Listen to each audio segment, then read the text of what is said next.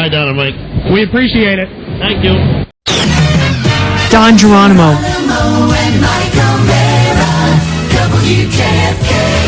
This is the Don and Mike Show.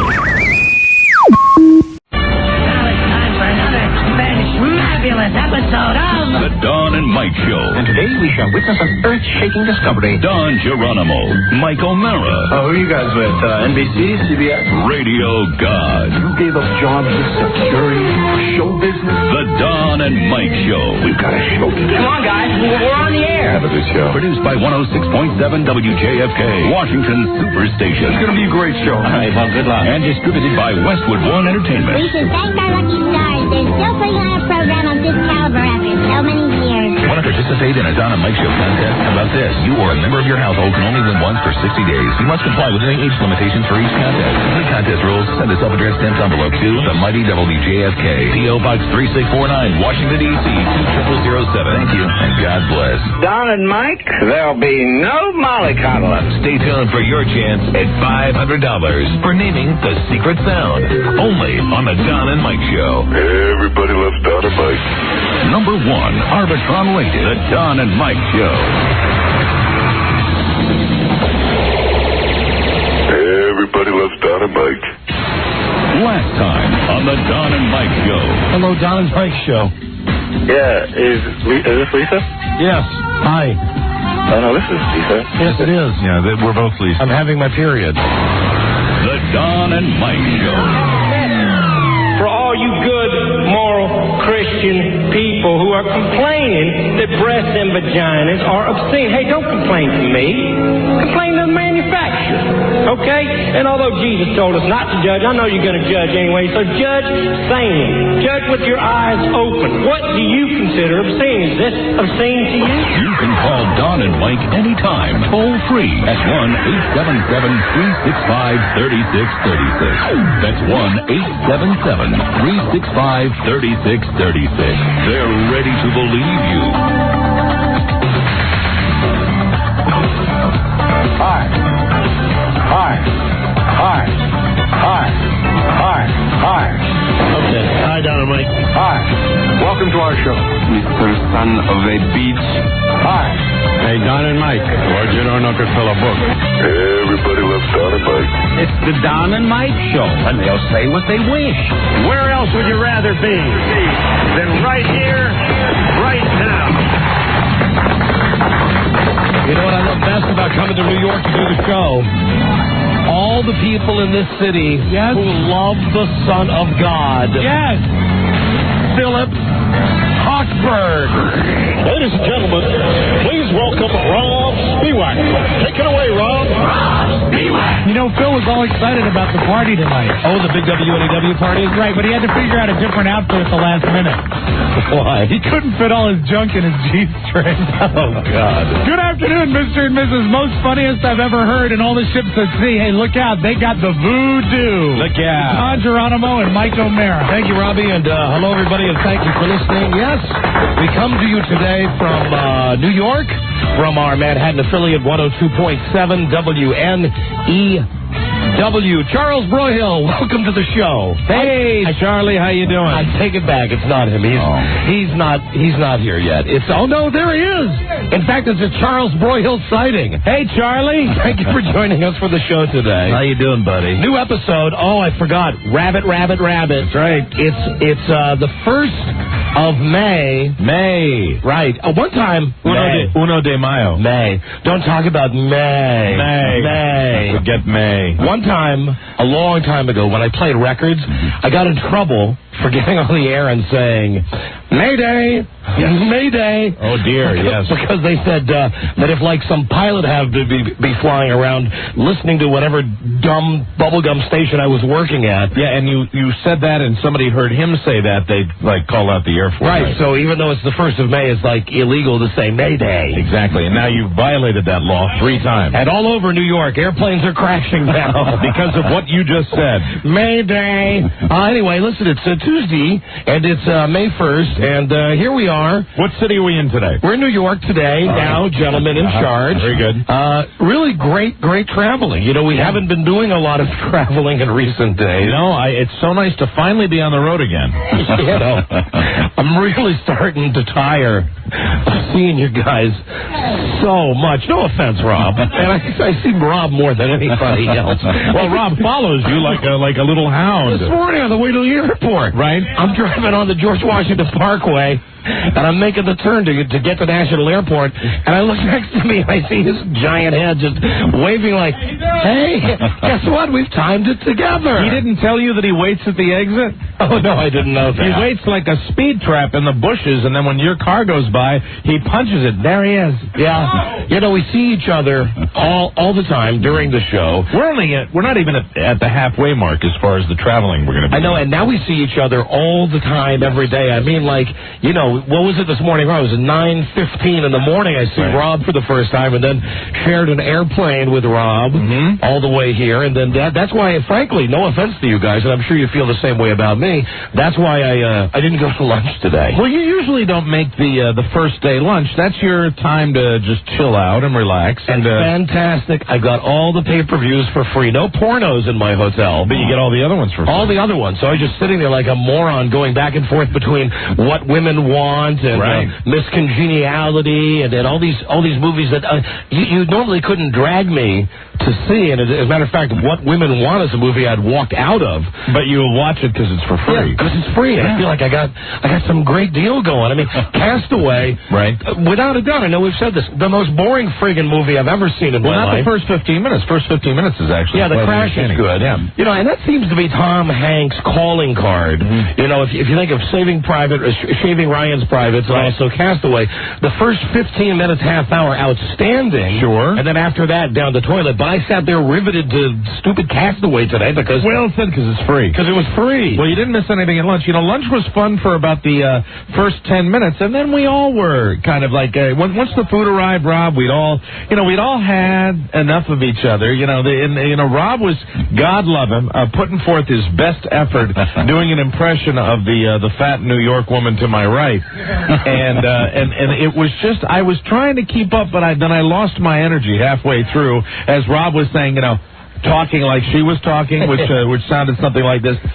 I have a room on the second floor, and it's warm even when I turn the air conditioning on because it faces east. But I did basically get Rob to spit his Pellegrino out through his nose at lunch today. Why? What did you do? Well, we were talking about Charles Loring Broyhill, who really is the mystery man to this day. He has a port in every storm, and we have observed over our travel schedule that Charles Loring Broyhill seems to have, like, friends that we don't know in every single city. Yes, quotation marks. Friends. Yeah, friends. In every city. And, we said, well, we were discussing dinner tonight. You know, where are we going to go after we, go to the Fabulous Station party for 15 seconds? You mean we're not staying all night at the WNEW Everybody Hates Each Other party? I think it's a pretty rare situation if that happens, but... I just got to say that Buzz was talking to one of the disc jockeys here, and he was telling me this before the show. One of the disc jockeys here told Buzz that there will be people at the party tonight who haven't spoken to each other for years. My God. So you're talking about, we have just walked into this WNEW situation. This has been a divided station. Sure. For years. Wow. This is a hateful place. Yeah, which is why we're on. Yeah, there's hate here, and I think it'll be delightful. And tonight, I believe that it's Jeremy Coleman. It's his idea to, rather than to actually try to do something to boost staff morale, do something constructive, what he's done is he's decided he's just going to get a room, get all the disc jockeys there, get all the salespeople there, feed them and booze them up, and then supposedly everything's going to work out. Everything's just going to be magical. Yeah, except it won't be fine. You know what's going to happen? Just what we discussed yesterday, that the disc jockeys from one show will hang, right? Yeah, Buzz, I don't think there will be fisticuffs. That was all right. That was, well, unless Mike has something to drink. Wouldn't it be fun? Generally. I mean, there are already a few people here I'd like to kick their ass. Oh, God. It'd be fun. fun, just be fun. Just pick the right person when they're not looking. Oh, sorry there, I must have been the booze. I am a pacifist, I'd like to say that. I prefer to fight my battles right here, behind a microphone. Exactly. Where I don't have to see anybody. Right. That's the great thing about being a disc jockey. You do well that way. That's the ground. I'm a great chicken fighter. Yeah. I'm great at fighting from behind a microphone. You say that, but I will tell you that when we go out into public, you are far more conversational. You are Johnny Fisty. You have moments now with every Las Vegas style show where I'm worried. You're right. Cover your effing back on the way back to the dressing room. I did grab a guy in Reno. Mm-hmm. I mean, I can't believe that. Okay, listen to this. We're walking off the stage. We're doing a goddamn free show in Reno. Right. Okay? A Las Vegas-style show this weekend. And we're walking off stage at halftime, and everybody is very nice. They're saying, hey, nice to see you. We're signing autographs and stuff. And this one guy comes up to me, and he goes, this is a disgusting show. And I said, well, then why are you here? Because it's free. I said, well, there's the door. See you later. He said, I'm drinking a free beer, but this show sucks. And you guys are crude and disgusting. So somebody let a non-fan in there. Yeah, he said, this is an awful show. And I said again, well, if this is the case, now at this time I could see, I don't know if his Buzz was around me or Rob was around me. They're trying to push me along, but this guy is standing there and he says, you going to make me leave? And for whatever reason, maybe it's the kickboxing. Yeah. I actually reached out. I'm not proud of this. I reached out and grabbed the guy by the neck of his shirt. I was miles in front of you. It was just between the first and second. Yeah. Yes. And I don't know. I didn't see any of this. I grabbed the guy. Because we've had this happen before. I know. And you're more violent than you let on. Well. You are more violent. With me, it's just very deep and dark.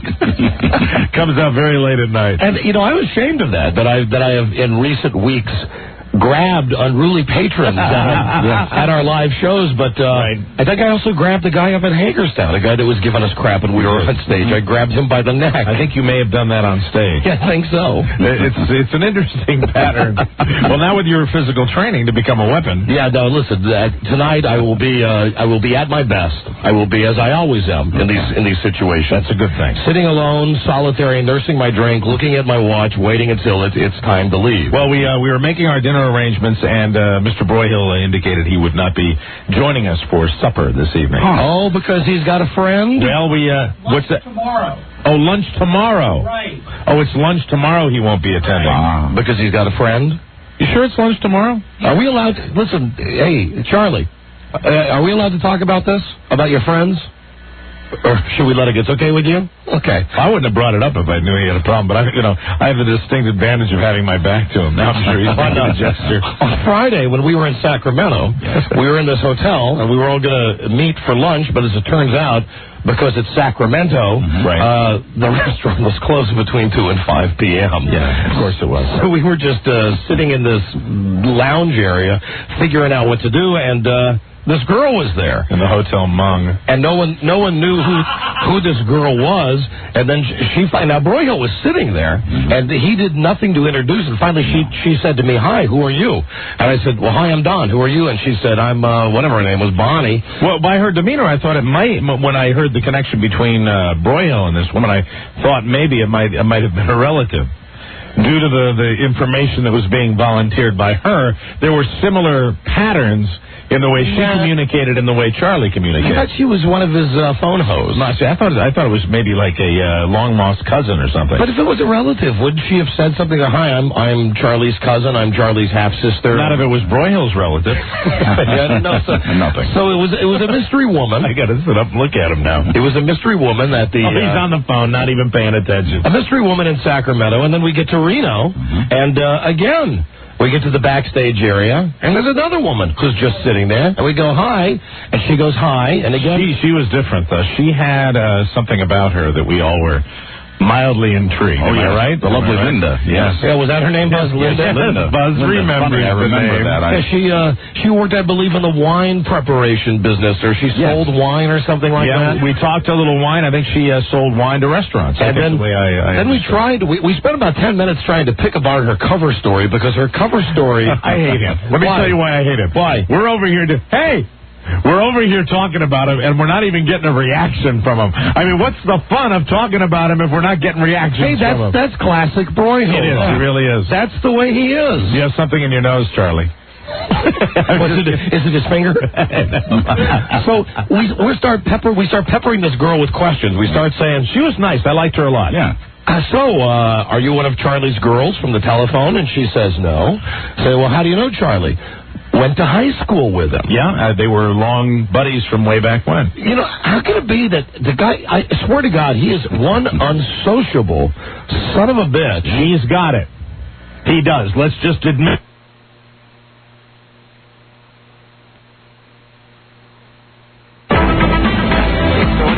Is it lunch or dinner, Charlie? Is it lunch tomorrow? Lunch. Okay, Rob was right. I wasn't, I'm still tired. And we said, who are you going out to lunch with? Of course, we know what the answer, that we're not going to get an answer. No. Yeah, right. But we did narrow it down that it was a woman. Of course it's a woman. Did you admit to it being a woman? Yes, he's nodding his head. He did. Do you have any male friends that you socialize with? I mean, no. They're all females. Then we actually were so pathetic, and we are pathetic, and we kind of like float around him. He's like the sun, and we're little moons floating around when we get on this subject. And we were trying to play the initial game as far as first initial, the girl you're going, like it matters, like we'd have any clue.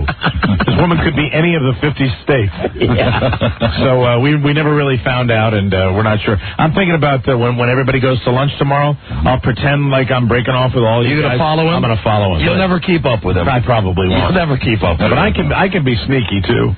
Well, he's fast and sneaky. You hear that music, ding, ding, ding, like when Belushi's going up the steps in Animal House? I know what you mean. That's the music that you would hear. But he's stealthy. I don't think you're stealthy. No, I'm the least stealthy person in this group. I think so. I'd walk 3 steps and knock over a trash can. Oh, hey, Charlie, what are you doing here? Was. Oh, I thought he came in. I thought he was going to actually bless us with his appearance. No. So anyway, he's here with his girls, and we have to go to this WNEW function tonight, which is going to be a laugh riot. Yeah, it's going to be great. It's going to be great for station morale, and we'll have a full report for you on tomorrow's episode on exactly how long we stayed at the WNEW staff party tonight. Very, very exciting, because there's an energy here right now in this building that I just can't describe. Hello, Don and Mike Show. Hello. Hello, guys. Hi there, you're on the air. This is Brandy from Reno. Brandy, you're a fine girl. Thank you. What a good wife you would be. Of course. But my life, my love, and my lady. It's the sea. Ooh. I am the one that won the underwear fashion show without showing my underwear. Didn't you call yesterday, Brandy? I tried. I couldn't get through. That must have been another Brandy that called yesterday. No, I spoke to a Brandy yesterday. Different winner. But another Brandy, really, a different winner. I tried so hard to get through, and I couldn't, because you were dying for somebody to call from Reno, and I couldn't get through. Yeah, all we had was people from Sacramento calling yesterday. I don't even remember the end of the underwear fashion show. So what you didn't? How could you win if you didn't at least get down to your underwear? It must have been the tassels. She got the best. Well, yeah, your pasties. You actually had very large breasts, correct? Some say so. Yeah, all right, so listen. So in actuality, she was the closest to naked. She took her top off and danced all over Buzz. Right. I think that was it. Thank you, Brandy. Climbed all over Buzz, mounted Buzz. That's 2 Brandys in 2 days. And you know how Buzz gets these women to stop humping his leg? I'm wondering. They pick him up and they SSD. Thank you, Brandy. That's how he does it. My pleasure. All right. I'm wondering when you're coming back. To Reno? Mm-hmm. Check your local paper. Have you recovered from Saturday night yet, Brandy? Oh, Sunday was a doozy. Yes, it was. I bet it was. So, but yes, I recovered quite nicely. All right. Well, thanks for coming out and thanks for calling. Hey, have a good day. Okay. Goodbye. You too. Goodbye, Brandy. Probably already downed half a bottle of vodka. Hello, Don and Mike Show. Hi, is this me?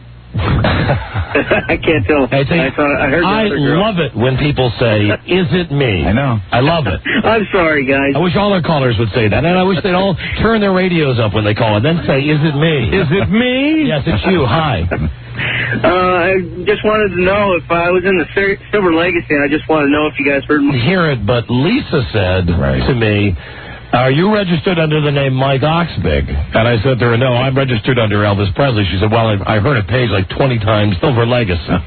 All right, well, you nut. See you later. Great show. Right, thanks. Bye-bye. I guess what we're getting today are the residual calls from Reno that couldn't get through on yesterday's episode. And I thought, Rob, you had mentioned that you heard of Mike Oxbig, and or somebody had said that. I guess it was Lisa, and I guess he did it 4 or 5 times. Yeah. Hello, Don and Mike Show. Hi, it's Surf. Hi, Surf. Hi, Surf. Hi. Hi. All right, well, goodbye, Surf. Just wanted to say hi. Thank you. Hello, Don and Mike Show. Hello? Hello, Don. Hello, you're on the air. You guys don't sound the same on the radio. Oh, come on, please. Well, what's wrong with you? Eat one right now. Eat one. Hello, Don and Mike Show. Hello? Hello? Hello, this is Chris from Sacramento. Hi, Chris. This is Don with Mike. We're in New York right now. Chris, how are you? How's it going today? Hey, fine, Mike. I handed you my magazine after the end of the show. I remember it. Yeah, Short Bus? Yeah, fantastic reading. Yeah, I'll bet. Thanks so much for that. It was yellow, right? Yep. Yeah, it was a great read.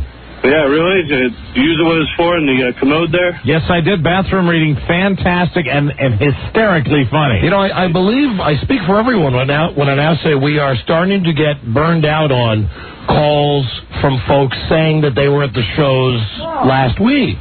Well, not Rob. No, Rob. Okay. Rob is actually doing okay with it. Well, then I'm going to give Rob's home number out. Very good. And all you people can call Rob at home. That's Klondike 5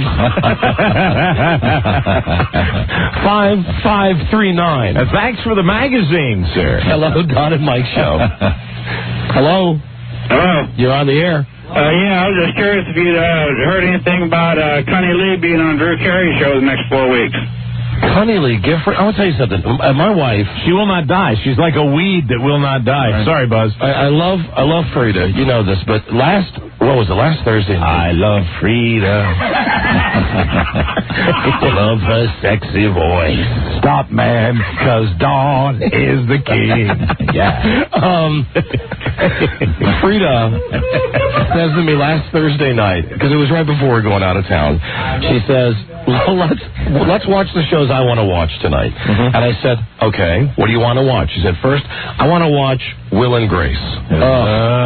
You know, that show just is not funny. Right. But I watch it with her anyway. I sit through it, and at 9:30 I say, great, now we'll watch what I want. We're going to turn on Nick or TV, and then we'll watch Dick Van Dyke. Okay. She says, no, we have to watch Just Shoot Me because Kathy Lee is going to be playing a harlot on the show. You know, she's just milking it for all. This is the last gasp. She's squeezing all these little cameos out. And her role on Just Shoot Me was she was a woman who wrote like Harlequin romance novels, and she wanted to have sex with David Spade. Of course she did. And every time she'd have sex with David Spade, she would buy him a new toy, like one of those razor scooters, and she bought him like a pinball machine. And she's so unbelievable in the role. Does her character get shot?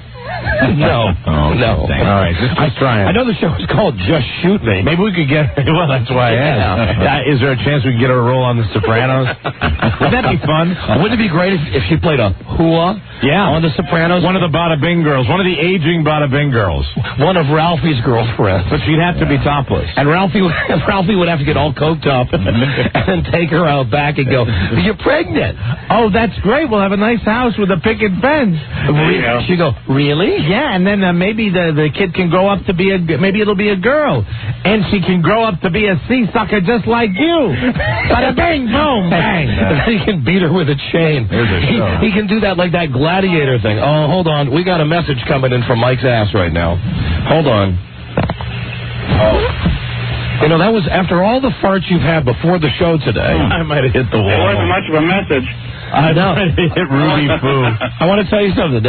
Mike had some messages today that are going to be permeating the East Coast all day long. He walks in the studio today and says, hi, we had lunch at Ruby Foo's. Hold on. He's trying again.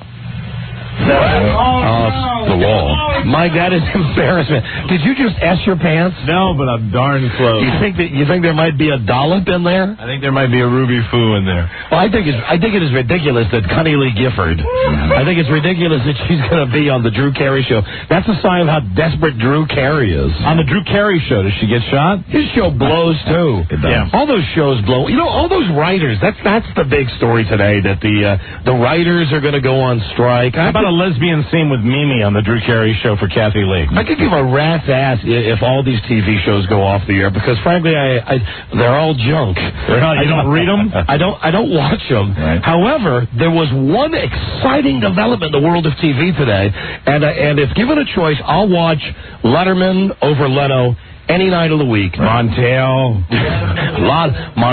Leno, Letterman, Mike Douglas.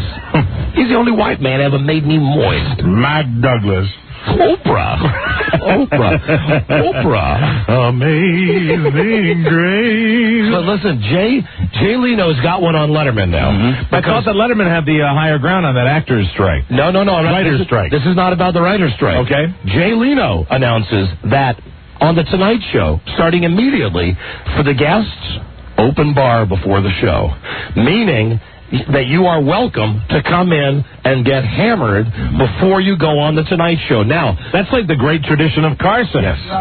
Except the way that it was explained to me is that they allow people to drink. Like if someone comes on and says, I'm a little uptight before we go on, they sneak the person a drink. Now when you go in the green room at The Tonight Show, it's a full bar. Fantastic. And you don't have to hide it. If you want to sit there and get drunk before you come out to sit on the couch with Jay Leno, it's perfectly acceptable. Oh, I can't wait. Well, I think that adds to the equation. Yeah, right. So now I'm thinking, I might watch Jay Leno just to see if people are drunk. Now, who would be your number one guest that would get totally faced? Okay, it would have to be someone serious, someone that you wouldn't expect to get drunk. Drew Barrymore, of course, would be somebody who would be obvious. Yeah, she's probably always drunk. Well, all right, name out of the newspaper. I'm sure he wouldn't, but wouldn't it be great if Jerry Seinfeld got drunk? That'd be great. Oh, all these people! I hate doing that. And Jerry Seinfeld, he can just eat me too. Listen to this.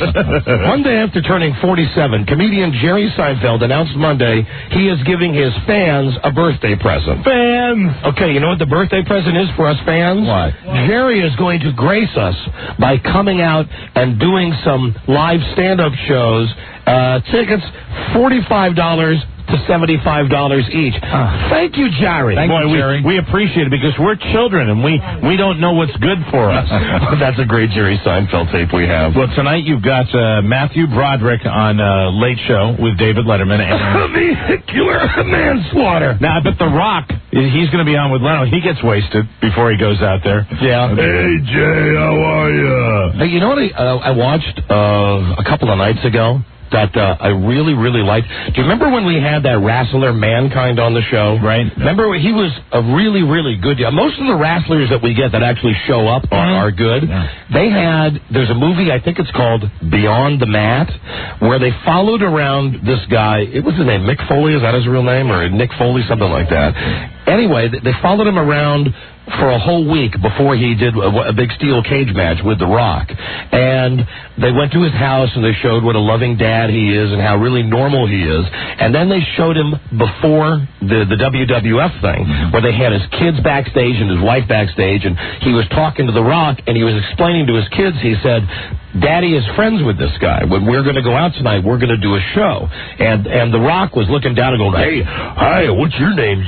Did you go to Disney World? And the kids are looking at him, and it's obvious this guy Mankind, he's saying to his kids... Like a documentary was what you see. He's saying to his kids over and over, it's just a show. Daddy's friends with this guy. Right. And then they go out, and The Rock throws him off the top of a cage. Right. I mean, this part's not fake, and takes one of those chairs. Yeah, the folding chairs which they practice with the metal folding. I mean, I don't know how they can take hits. They train to do it. Well, now listen, here's the thing. They show The Rock out there, and he is absolutely beating the crap out of the head of Mankind, and you see real blood coming out, and after the show, and while this is going on, they got a camera on Mankind's wife and his kids in the crowd, and like the kids are crying. Oh, that's not cool. Oh, I know what it's on. How old were the kids? Like 5 and 4. Oh, Daddy. And the mom is covering their eyes, and the mom finally a 5 and a 4-year-old can't make that distinction. They finally say, let's get out of here. So they go backstage, and I'm watching this, and I'm still thinking, okay, this is traumatic for the kids, but wrestling is fake. They're going to see their dad after the show, and they're going to know that everything's okay. Well, they go backstage, because it's a documentary, not a made-up movie. They go backstage. Mankind takes his mask off, and I mean, he has a cut in his forehead that is 6 inches long and 4 inches wide. They have a plastic surgeon on site, and he has got blood all over his face, all over his shirt. And what they're doing is they're sewing him up right there, right after the show. And it's at that point that he's looking at his kids, and he's going, "Daddy got a boo-boo. Daddy got a boo-boo. Daddy's okay. Daddy's okay. Daddy's got a boo-boo." Keep the kids out of that. I mean, that's ridiculous. Listen, you know what they did then? The guy who's making the documentary, he says, "I was troubled by this scene. So 3 weeks later, I went back to Mick Foley's house and showed him the tape of his children watching his performance against The Rock." I like that. So how did he react? So he's sitting there and he's watching this, and you know, we knew when he was on the show, he's a good guy. Yeah, funny. Right. He was a good guy. He was funny. He was very intelligent guy, actually. Yeah, and as I was watching this documentary, it's obvious he's devoted to his family. He was watching this, and he was disturbed by it. Good, right? Okay? He was watching this, and they turned it off, and he said, "I've never thought this before. I think I'm a bad dad. I think that I think I'm a bad dad for exposing my kids to this. And I think from now on, if I'm known as the guy who pulls a sock out of my pants, that's what I'm going to be known as. But my kids can't see me getting beat up like this." Yeah, well, that's good. I'm glad. I'm glad that's good. Then they did some good, because I mean, you could walk up to a kid that age and lecture them for 20 minutes saying it's not real. But at a certain age, they're not going to. No, and they're going to believe what they see anyway. That's the way they process. This was real, and this guy Mankind, I had no idea that of all of the wrestlers, and I know that they all get thrown around and it's scripted and all this other stuff. He really does junk, though, like when he was on top of this 20-foot steel cage. Did you see he had quite a few scars on him when he came in to do our show? Yeah, and this other wrestler picks him up and throws him off the cage. Now, this is not something you can fake. He's going 20 feet in the air, and he crashes on a folding table. Do you think that there's a chance that they maybe did all this for the documentary to make it fake? No, I don't think so. You know, they can do amazing things. Mike, it was real. What you're saying, Don, is you're looking at me after all these years, and you're telling me wrestling is real. I'm telling you that this guy Mankind, he had his head cut clean open. Well, they've had blood in wrestling for years. They had a plastic surgeon back there. This was a real documentary. This wasn't like a WWF production. It's a movie called Beyond the Mat. Well, you may not know that they actually could have staged the whole documentary. Listen, documentary films have been staged for years. Like the moon landing? We met this guy. Okay, this guy. No, not like the moon landing, but I studied documentary film and what they do. Even liberal arts. Let me tell you this right now. Even the most legitimate documentaries, even your 60 Minutes, your Dateline NBC. No, I believe this. They set stuff up. I believe Rob, this. all the way back to the days of Leni Riefenstahl. I believe and Triumph of the Will. Was that the Hitler movie? Yeah. It's a Hitler movie. It's a Hitler movie. Listen, don't bring Hitler into this, Rob. I'm talking about Mankind. All right, I didn't see it, so it's difficult to discuss this. I am sure that some WWF Yahoo will call us now, but you won't believe him because you'll be a WWF Yahoo. What I'm saying is I didn't see it, so it's difficult for me to comment on it, but I am saying, could you at least hold out the tiniest possibility that maybe the doctor was sewing him up? I mean, they can do amazing things with makeup. I'm telling you, this was real. Did you actually see the needle going into the flesh? Yes. You saw the needle going in as they stitched his head up. And he was covered with blood. His face was totally covered with blood. His shirt, first off, he wears the queerest outfit to go out there. He has on stretch pants, and then a dress shirt with a black tie, and he wears that half mask thing, that half leather and metal mask. Kind of a variation on Leatherface from the Texas Chainsaw Massacre. Right. No, I think that was real. And it just made me appreciate, mock me if you will. I am not mocking you. Made me appreciate this dude, Mankind, who we had on the show. I'm not mocking you. I can't see you. I think that maybe... I just think that wrestling is predicated on that fake violence. That's why they got together. This was real. Has anybody seen the movie Beyond the Mat? The documentary movie Beyond the Mat. I just watched all the wrestling I've seen. I have actually heard them talk about how they used to actually take razors and cut their foreheads to draw blood, and they'd have like. And what I'm saying, and let me tell you this. Oh Jesus! The cut that he got might have been self-inflicted.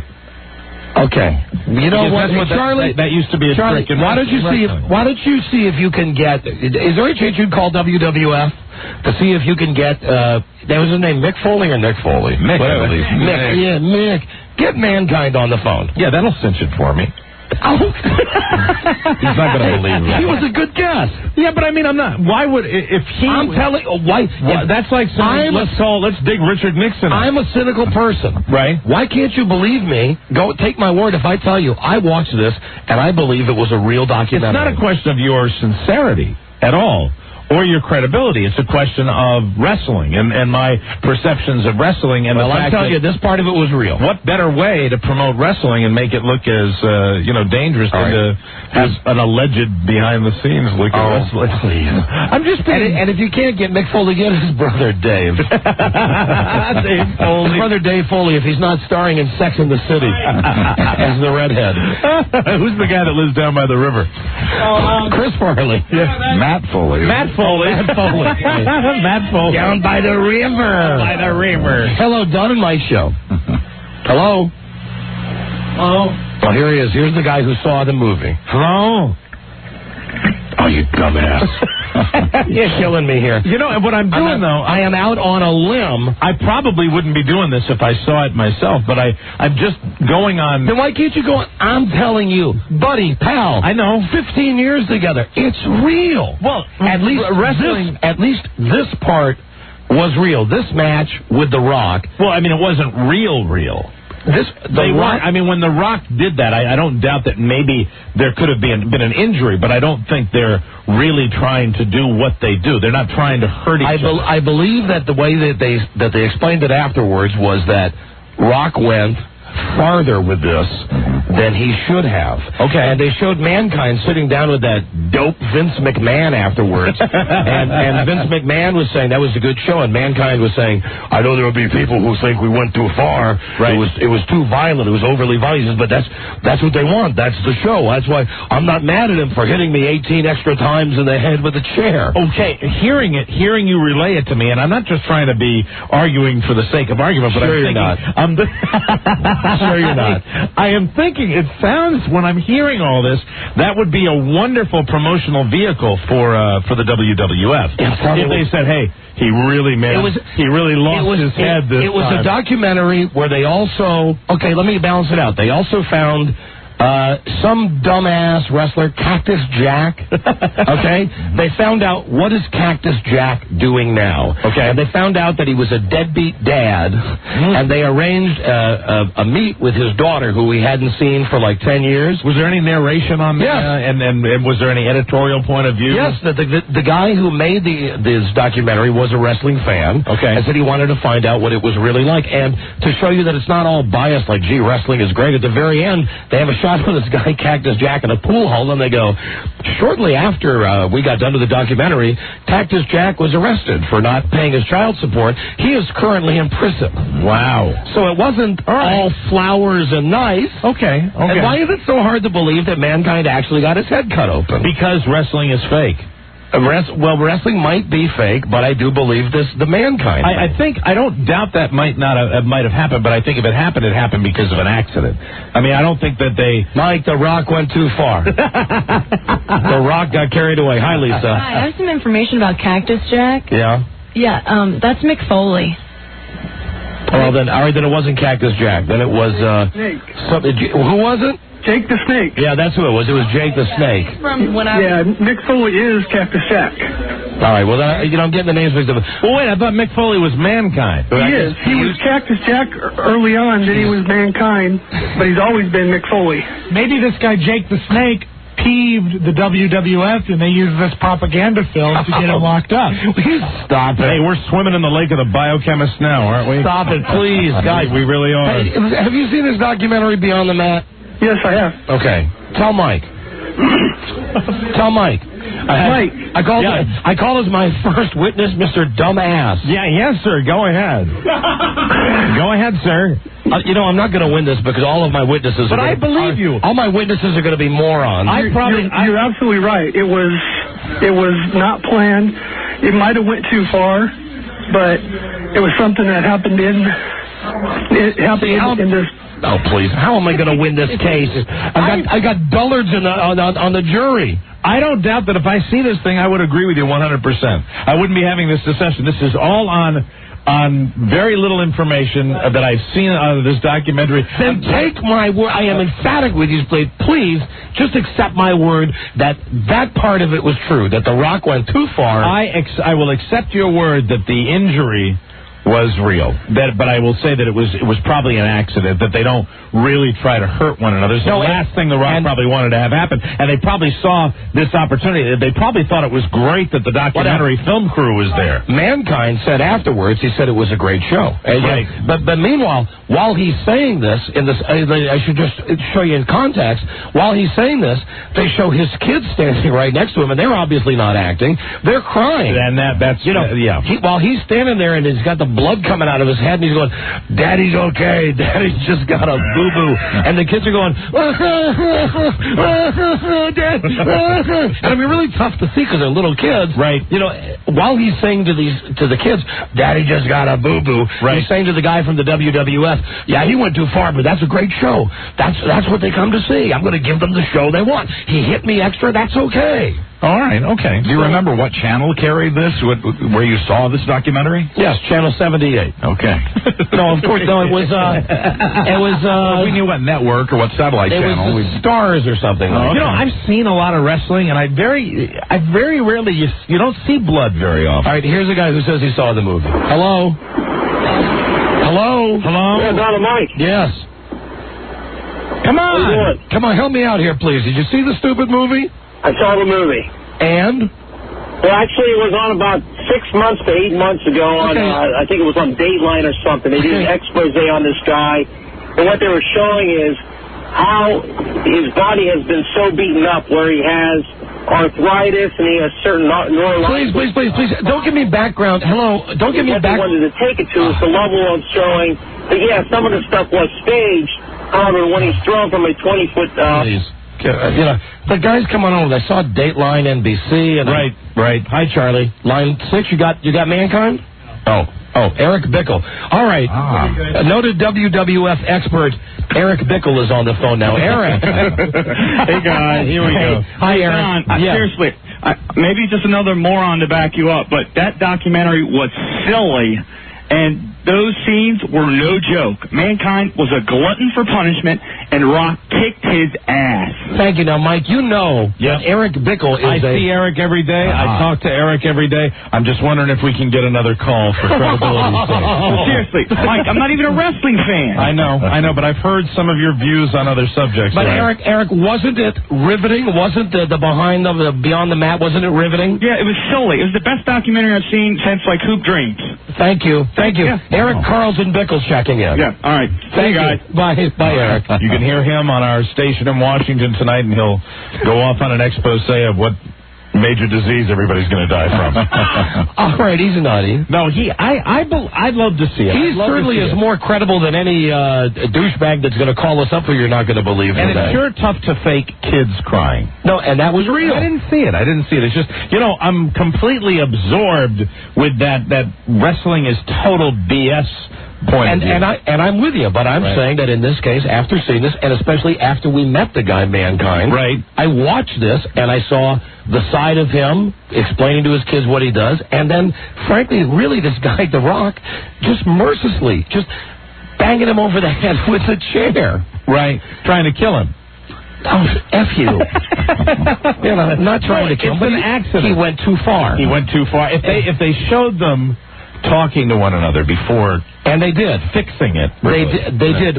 They determined who was going to win. No, they had The Rock. They showed The Rock before the match, like practicing his little speech. Right. He was talking with one of the WWF coaches, and he was saying, "All right, so I'm going to go out and I'm going to say, The Rock is the greatest fighter of all time, and tonight Mick Foley will say, I quit. He will say the words, because I'm the baddest ass ever." Well, then all right, I'm going to give you that, because if they showed all that stuff, yes, and you're basically saying that our only dispute here is whether the injury was real, and I believe you. I think the injury was real. I believe you. I believe that I don't believe that he was trying to hurt him. I believe that the choreography got messed up and maybe he did get a ding on his forehead. No, I think now this. Are you saying he was trying? He wasn't trying to hurt him. He got caught up in the moment. Okay, that's possible. The Rock got caught up in, and I hate calling him The Rock. As long as you stop short of Robbie, what is his real name? Dwayne Johnson. Dwayne Johnson got caught up in the moment. Right. And with all the people yelling and screaming, sure, he really just started wailing on Mick Foley's head. And roller derby is real, too.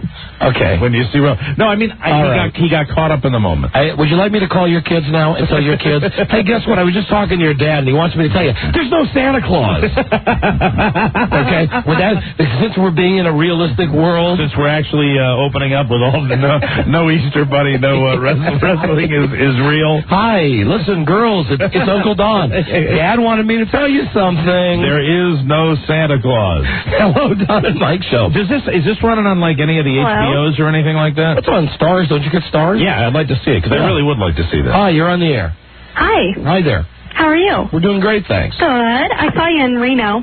But the reason why I'm calling is I saw that show that you're talking about. Yeah. And there's no way that anyone could fake the terror in those children's eyes. It was so sad. All right, I'm done arguing. I can't go anymore. Thank you. I'm done. Thank you. You've done it, ma'am. Ma'am, I love Eric Bickel. He's a good friend of mine, but I'll tell you, ma'am, you're the one that actually really convinced me. I simply started this discussion to say, hey, I saw something about a guy we had on the show, and you can't fake, unless he brought in some child actors, you can't fake kids. They weren't child. I don't think they were. It was his real wife. Okay. And they had film of them at his house, like laying in a hammock with the kids. And I did like the guy when the guy came in on the show. He was an outstanding guy. And I hope he doesn't bring his kids out anymore to see him fight. I think when they showed him the tape, right, he was watching this and he was like, God, I am really a bad dad. That blood in wrestling WWF, the modern day, does not happen as much as it used to in the old wrestling. And that I don't know about. All I know is that he really had his head cut clean open. It was. You could see brains, actually, couldn't you? The gash. Let me say, the gash... It's a pulsating brain. The gash was the size of a woman's gash. Really? That's how big the gash was. Right. As a matter of fact, it looked like some of the gashes that I had seen. Oh, goodbye, honey. Some of the gashes we've seen recently. Yes. Looked like some of the gashes that we saw on stage in Sacramento, Rob. So did you come away from this documentary... feeling different about wrestling? Because I remember you and I actually went to a wrestling match one time. That was a long time ago, like when Bart was a little kid. And we were just kind of rolling our eyes and just couldn't wait to get out of there. Yeah, no, I'm still not a big... It becomes so huge. I'm not a big fan, but I do follow that guy, and I follow the other guys that we've had on the show. Right. And I thought it was real interesting about that guy, Mick Foley. And The Rock, Dwayne Johnson, Pete's brother. Peach. Hi. Hi, I'm going to throw you off the top of the cage. Hi, and The Rock is in that new The Mummy movie. Right. Yes, he's starting his acting career. At the very end, and it doesn't say starring Dwayne Johnson, it says starring The Rock. The Rock, I hope it can be nearly as successful as Brian Bosworth's movie career.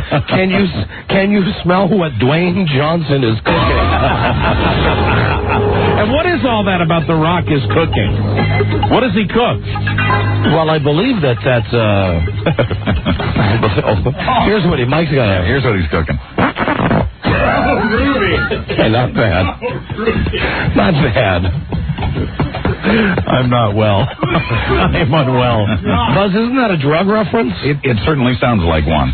Cooking rock, yeah. Well, like cooking rock Cocaine, yes. crack, yeah. Yes, something maybe, who's that dude from the West Wing? What's his name? Sorkin. Do you know when they went through that guy's bag, not only did they find shrooms, they found pot, and rock cocaine. Oh, so he was really... So the mushrooms were just the tip of the iceberg. Yeah, right. So that's where you go, can you smell what the rock is cooking? The guy from the West Wing had rock cocaine. I'll tell you right now, everyone in this room can smell what the rock is cooking right now. Oh, that's not cocaine I'm smelling right now, Mike. As a matter of fact, if cocaine smelled like that, I don't think this country would have a cocaine problem. Amen. People would not be able to put that up their noses. Well, it's official. I believe you that it was a legitimate cut. Thank you. And thank you. 1 hour later, thank you. As long as you're not saying wrestling is real. No, I'm not. I'm saying, and they showed before this thing that it was scripted. Right. That's why Mankind was there with Dwayne Johnson saying to his kids, "I'm friends with this guy." God damn, that smells. I'm woozy. That is a bad fire. I'll hold my nose down. Let's get caller 100. Jesus. I'm sorry. 877-365-3636. Be the 100th caller now. You get a shot at the secret sound. You didn't bring your spray? Spray's back in the room. I'll never make that mistake. We'll be right back to call 100. Number 1, Arbitron rated, The Don and Mike Show.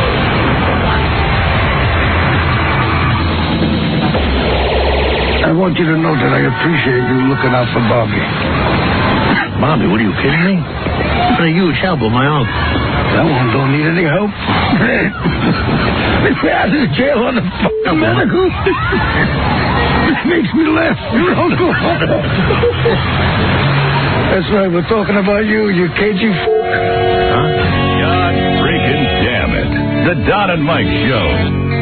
Hey, listen. The Sopranos, they better get their ass in gear. I sure hope next week's episode's a little better. They better give us a better one. I'm starting to lose interest in that show. Just like I totally lost interest in Survivor. We were discussing today the fact that the final Survivor is on Thursday night. And remember last year, we talked about Survivor all the time. We were totally caught up in it. No, how many challenges can you watch one guy win? Colby, the best looking guy, the skinny guy. Well, they're all skinny now. Colby, yeah. I could use a week on that show. Hey, tomorrow. Because we're here in New York and there's the CBS store and we work for CBS. Right. Tomorrow we're sending Lisa over to the CBS store. Now, we were thinking she's going to go with a tape recorder. And we're going to play games, see if we can guess what people are going to answer to questions. Very good. We were thinking that she should just go over and first identify herself as Jenna from the first Survivor. Just, to the dumb tourist. Sure. But then we thought, no, that's a bit deceitful. She's just going to say, "Hi, I'm Lisa from the original Survivor." As we have questions. Will you take the CBS survey? Tape for broad. Do the contest. Caller, name this sound. You loaded them back backwards, Robbie. You loaded them. No, it's 1, 2, 3. I was going to do 3, then 1, 2, 3. He's going to do 3, then 1, 2, 3. Is this like when he's playing blackjack? Yes, the mind of Spiewak. Hi. Okay, call 100, and then I'll tell you about the CBS quiz. Very good. Hello, Don and Mike Show. Yes, caller 100. Right, that's you. Hi, what's your name? Don. Don, where are you from? From Vaxville, California. Don, you won the Sopranos prize pack. Hey, they better get it together. Yeah, right. Really, that episode last Sunday just blew. I'm so glad that you feel that way because it really does need a shot in the arm. And what's with skipping the gratuitous violence? Yeah. And listen, what happened to the rape? To quote Regis Philbin, the famous rape scene. The famous rape scene has been abandoned. You've got the obligatory scenes in the office with Dr. Melfi. Yeah, but I mean, she got raped and nothing happened. It's as if this last episode was inserted to stretch the season because this last episode didn't contribute anything. No. Yeah, because they've had so much time that they need to stretch. Right. Don't miss The Sopranos Sunday night at 9, only on HBO. Soundtrack in stores now. Are you ready to go for $500? Yes, sir, I am. Beautiful. Secret sound number 4. We'll play it for you. It's a common everyday sound. Identify it, win $500. Please don't answer until Mike sings like Carly Simon. Gotcha. Godspeed. Caller, name this sound. That's it. And it's not the sound of mankind's head being cut open. No, it's not. No, it's not. And if you do win the money, it's courtesy of Main Street Title. And Mike's theme this week is females. Yes, females. You walked into the party like you were walking onto a yes. Oh, yes. Yeah. Oh, yes. You're great. I'm tired of adopting different styles of singing. I'm going to sing all the lyrics in my own special way. For $500, what does that sound? I have no idea, but let's say it's a bottle cap being closed. All right, well, at least you had a guess. Thank you. No, of course not, but thank you anyway, and don't forget that every guess is a clue for you. Is a clue for ye. All right, so Rob and I were thinking about questions that Lisa could ask people coming out of the CBS store. Because, you know, generally when folks come to New York, they go to the NBC store, which is marvelous. Great. Mm-hmm. They go to the ABC shop, the Disney shop, which is marvelous. Mm-hmm. And then you go to the CBS shop, which is, it's a glorified glory hole. It's a closet. Yeah, really. It's like something you stick your thing into. Yeah, it's a glory hole. Yeah. Very, very, it's got the Letterman Theater colors, the Ed Sullivan Theater colors, but that's about it. All right, so it's a work in progress. Here's some of the questions. Hi, I'm Lisa from the first season of Survivor. May I ask you a few questions taped for broadcast? How did you enjoy the CBS store? Did you buy any keychains? Can you rate your disappointment in the CBS store from 1 to 10? 1 being the most disappointed, or 10 being the most disappointment? What does CSI stand for? Okay. Do you miss Murder, She Wrote? Which Gumball do you hate the most? What's your favorite thing about Les Moonves? So what's the deal with Becker? These were much meaner when we were doing them in the car earlier. I'm going to have to mean these up a little bit. Mean them up a little bit, right. Yeah. No, and again, it's not who do you think will be the next anchor to leave 60 Minutes. It's who is the next anchor, the next 60 Minutes anchor to... Due to failing health. Well, say to die. Hey, you should ask the question, do you think Dan Rather looks like a doofus with his new haircut? New flat top. Have you seen his new flat top? Yeah. When did you first find out Dan Rather was a communist? And then, no matter what we do, and Rob, we're going to have to redo these. We're going to have another writing session. The last question that's great. Can you tell me who is Jane Clayson? Because, that's the broad on the Good Morning CBS show. Ryan's partner. Here's a guy on the phone from Florida says Beyond the Mat is on right now. Scott? Yes, Don. Yeah, what channel's it on? 522. Oh, one of the Stars channels. Yeah, and it's also on at midnight tonight, too. Oh, midnight, boy. Well, we don't get it in the hotel. Right. Yeah. We're in a hotel in New York. All right. That's not what I'll be watching at midnight. Thank you. Have a good one. All right, see you later. I'll be watching something at midnight that I can watch until noon tomorrow. My wife, I will tell you about what my wife did. There's no way of segueing out of the fact that you're going to be buying a 12-hour porno channel. My wife, she signed up for what I think is maybe the dumbest concept I've ever heard of. Maybe you've heard of this. Yeah, now, we have a DVD player. That's not uncommon. Lots of people have DVD players, and we like our movies on DVD now instead of on a VHS. So, how do you normally get a movie? You go to the Best Buy or Circuit City, you buy it, or you go to Blockbuster, right, and you rent it. Right. She signs up for this thing on the Internet, and here's the deal. You give them a credit card, and they've got a list of like 1,000 movies, okay? And you type in movies that you would like to see. And then they send you, whenever they come in, 4 or 5 movies that are on your list. You watch them, then you send them back, and then when they get the movies back in the mail, they send you some more movies that are on your list. It's ridiculous because I said to her, you have to go to the post office to mail the thing back. You might as well just go to Blockbuster Video. Yeah, because, there's your time saving. But I guess, is it a cheaper alternative? I don't know if it's cheaper or if it's that she likes being surprised when she opens the mail, because she was opening the mail yesterday, and she had like 5 envelopes from this place. She opens, right. Oh, good. Oh, look, it's The Legend of Bagger Vance. And she opens the next one, she says, oh, look, it's Billy Elliot. Now, if you like them a lot, do you get to keep them? No. Never? That's the thing. No, you're borrowing them. See, I love collecting them, because, they're so much less cumbersome than VHS tape. No, I don't get the concept. The concept seems to me to be... You pay $1 one flat fee? I don't know. You know, these are details. Right. God love her. Right. She tells me the details, and I don't really listen to all of them. All I know is that she's constantly on the computer, scrolling up and down this list of movies that she'd like to see, and she's typed in like 1,000 titles, and whenever they come available,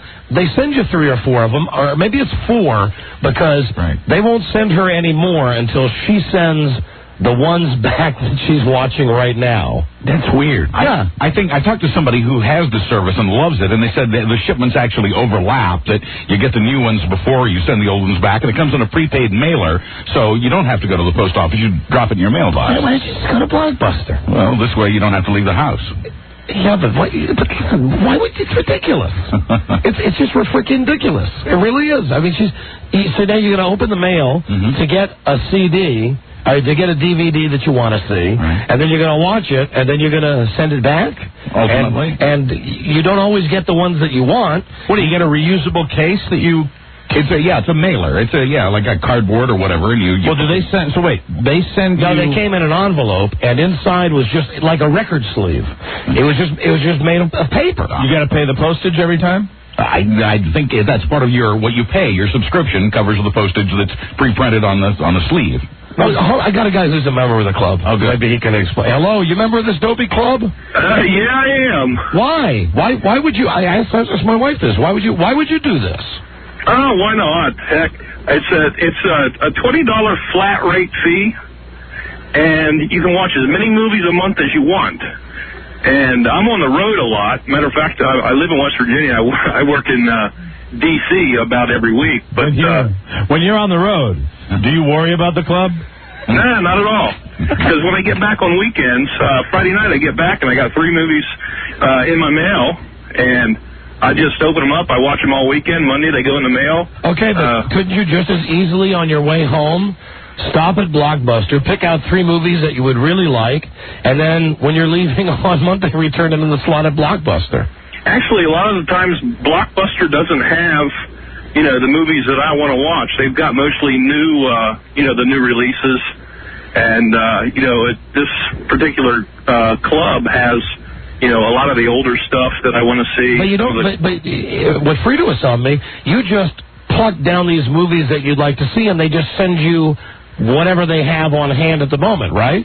Yeah, I got a list of 10 that's on the, that's in my little club membership, and they go down the list, like I prioritize them 1 through 10, and say, they get 3 movies in, and then it's getting a little complicated. Yeah, I know. No, it's real easy. You just put down your favorite ones, and they get 3 back, and say you've got 1, 2, and 4 on your list they have in stock. Then that's what they send you.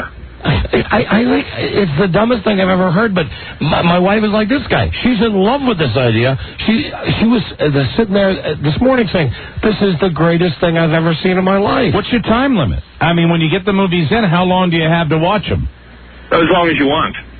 It's just like $20 a month. You can get those 3 movies and keep them for a couple months. Now you're up to $40 for those 3 movies, but with having the list on the internet, once you watch them, Yeah, but I mean, what if you don't happen to like the movies that they pick out for you? You pick them out. They're movies from your list. Like what Frida's done is she has taken the time, because she has lots of time. How many titles did she go through? 100. Oh, wow. But she selected 100 movies. She said, I'd like to see this one, I'd like to see this one, I'd like to see this one. So when I'm done watching the Legend of Bagger Vance and Billy Elliot, I'll send them back, and then like 3 days later, they'll send me 2 more. You talk about renting, and I know that buying them is more expensive, but you get great sale prices on DVDs. And what I do, I get these great sale prices on DVDs, and then I keep them. And if they're movies that I really, really like, I love it because I can go back and watch them. But I mean, I probably got like 12. You know what? That's why I got them all with me too. That's why we're different, because I'm the same way. If there's a movie I like. If given a choice of watching, for instance, The Legend of Bagger Vance, please, I'd rather be shot in the head than watch that movie. I'd rather watch Casino for the 30,000th time. You own Casino, don't you? Yes. And I own Casino also. And that's why I own it, because I know when I put it on, I know I'm going to like what I see. I can tell you what I own off the top of my head. I own Casino, I own Goodfellas, I own The Godfather, I own Scarface. There is a particular theme here. They are mafia movies that I own. I own Something About Mary, I own Patton. I own Cider House Rules. I own Remember the Titans. I own Boiler Room. Cider House Rules is a fag movie. Buzz? I know it's a chick flick. No, I don't think you'd dig it. It's a great movie. I know you've never had an opportunity. Fag movie. No. If you, this is I just don't like the title. Cider House Rules. Arthur, I own that also. If you sat down and did it and like erased your mind and decided to clear your mind, you'd probably like it. Okay, right there. Like I'm going to erase my mind. So you're saying I'm going to go into this with an open mind? Open mind, yes. You know, much like I am with wrestling. I am closed-minded. Well, you might like it. I'm just saying that I know with Titanic it became a bigger-than-life issue. Right. But never seen it. Cider House. Never seen it. Never will. You peeked at it. I've seen, okay, I saw the You've probably seen it in little tiny sections that you could put all together and see the whole thing. I've seen the scene where the fat girl is getting her picture drawn by Leonardo DiCaprio. Right. And I've seen where the ship is sinking and they're hanging on the very end of it. That's pretty intense. Oh, yeah, intense. Incredibly intense. You would have liked it in the theater. That is a girl movie. No, it's everybody's movie. Titanic is a movie. Why are we starting this again? You buy a ticket for Titanic if you have a vagina.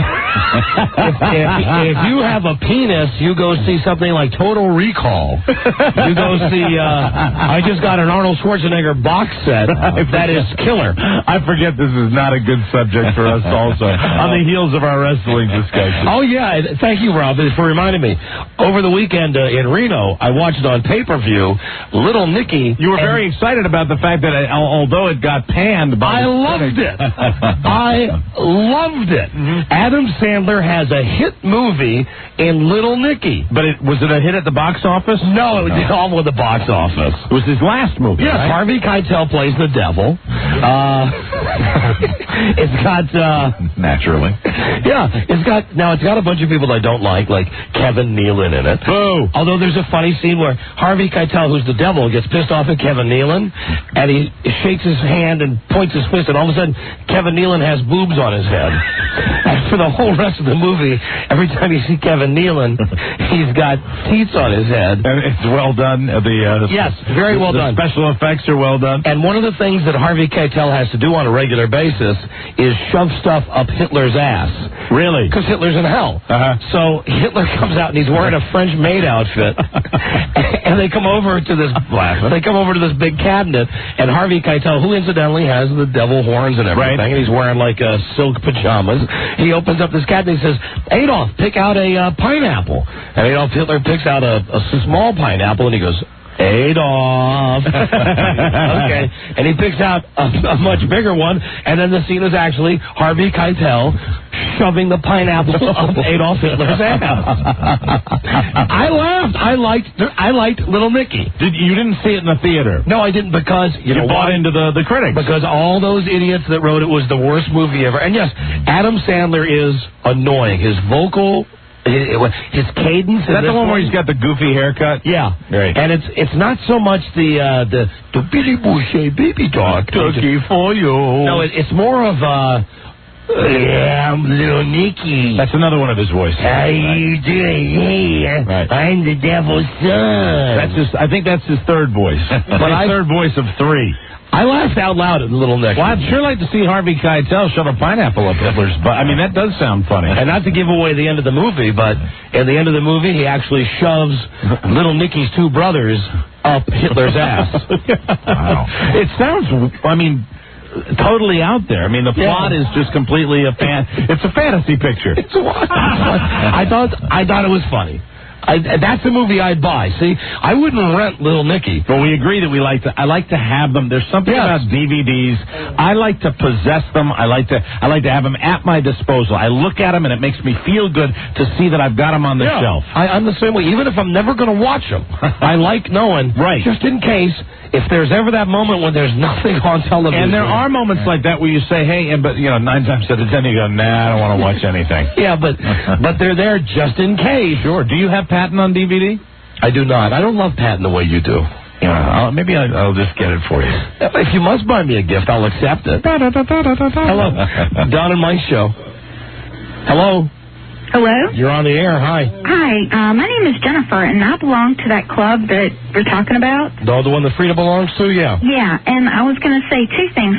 First off, What's the name of it, Jennifer? It's called Netflix. Okay. And we go on to the internet and we pick out which movies we like, and we probably rent 2 or 3 a weekend, and so it costs like $3.99 at Blockbuster. Yeah. So it really pays for itself, like, once you've rented 5. Because at Blockbuster, it's like... 5.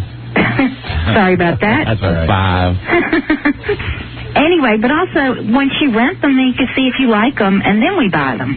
Sure. All right, honey. Whatever. Okay. There's the idea. All right. Well, what it is, Don. God bless you. There are people who think that way. It is a perfect service for people who really don't know what they like. And is it a crime that you and I, at least when it comes to the movies, we do. We know what we like. We know what we like. I like what I've seen. We agree sometimes. Sometimes we don't agree. Sometimes we really don't agree, but we do know what we like. We know what we like, and that's what we want to own. Hello, Don and Mike Show. Hello. Hey, this is Brian from Portland, Maine. Hi, Brian. Hey, listen, I belong to the Netflix thing, too, and she's, partly right. It does pay for itself, but it's great for the lazy people. I'm like the laziest man alive. I don't want to go to the video store all the time.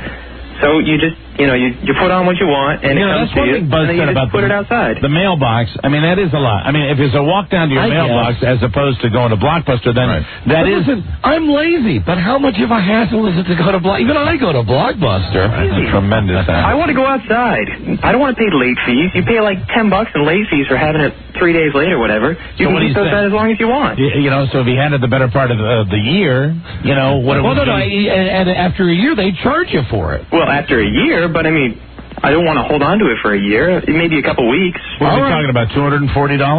Movies. All right, thank you, my friend. Yeah. All right, maybe my wife's not nuts. I mean, she's really jacked up about this new dumb CD club. Will you be able to get the DVD club? I'm sorry. Will you be able to get the ones that you want on there? I mean, will you take a look at it and say, hey, check a couple of these? No, I refused. She said to me, look at the list. And I said, why? She said, you might see something you want. I said, I have everything that I want. Yeah. All the movies that I love, you own. I already own. And now, like Little Nicky. That's one I've seen now. I want to go buy Little Nicky. Why? As far as old movies that have been out a while, why is it so limited? Why are there so few DVDs in general out there? When you go into a section of of the Wiz, or you go anywhere with the DVDs, there aren't enough. I know that Albert Brooks has just had the one about the driving to Winnebago. The one that we love so much. Lost in America, and also the one where he's dead and he goes to heaven and defending your life. The awful makeout scene with Meryl Streep. Right. Both of those are finally available on DVD now. Cool. I would certainly buy Lost in America. I would buy them both, because even though he makes that with Meryl Streep. Oh, yeah, it's a good movie. That's a pretty funny movie. It's got Rip Torn in it. Rip Torn is good. Yep. There's another guy who loves this club. I don't get it. Hello, Don and Mike Show. Hey, we're dear gods. Hi, how are you? Hi. Fine, how are you? Hi, we're great. Yeah. Listen, Netflix subscriber. Enjoy it well. Okay, great. For a lazy man like today. Bye. Okay. So I guess even drunk people can enjoy it, too. Of course. Hello. Every day. Don and Mike Show. Flicks are here. Hello. Hello. Who's ready for some movies right now? Don and Mike Show. Hello there. What's going on? Hi. Hey, I know you guys are already done talking about the wrestling thing, but I'd like to ask you, do you remember when that guy, Draz, the guy who used to play for the Denver Broncos, McMahon, was asking if he could puke on command, and he was puking simultaneously, every 2 minutes in the... Are you in the middle of a hailstorm right now? No, you know what? No, he's on that line that... No, hold on. I had to disconnect him. I had to get him to ring off, because that's the line that shares a fax machine here, or the internet connection. I'm glad they fixed it. Well, we're only up here 2 or 3 times a month. That's true. Hello, Don and Mike Show. Yeah, is it me? Hey! Is it me? Yes, it is. I'm sorry, I sound different on the radio. And he hangs up. That's all. Hangs up. Hello, Don and Mike Show. Hello. Hi, Don and Mike. Hi. What's going on? I'm looking for Tron on DVD. Do you know if it's available? Yes. Oh, is it really, guys? Actually, it is. Rob and I both have it. You do? You're lying. It's fantastic. You're like, no, I don't doubt that it is. Buzz, is it out? It is for a fact. Yeah, it is out, and I have it, and Rob has the Spanish version. Well, thank you, gentlemen. When do you guys close?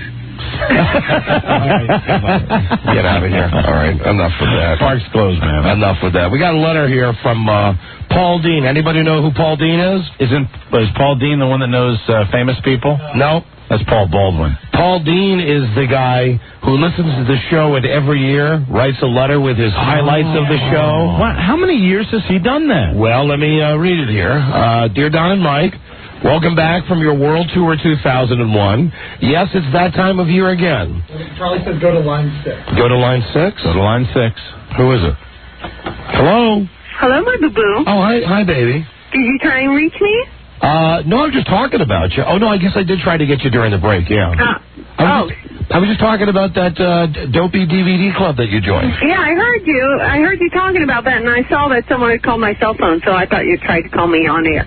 Yeah, okay, well, if you don't need me. Well, no, I mean, all the people who called pretty much said, I guess, why you enjoyed that, right? It's an experiment. I don't belong to the one that you have people calling. There was an article about it last week in the paper, and I thought, these places have like 11,000 DVDs, and they have a whole bunch of different patterns, and the one that I signed up for is that you get 4 a month for like $23, and then you keep them as long as you want, and they mail them to you, and you have a whole long list, and when you mail one back, and they give you the envelope to mail it back in, then they send you the next one on your list. If you get one, if they send one to you and you really super like it and you want to keep it, do you get to keep it if you pay for it?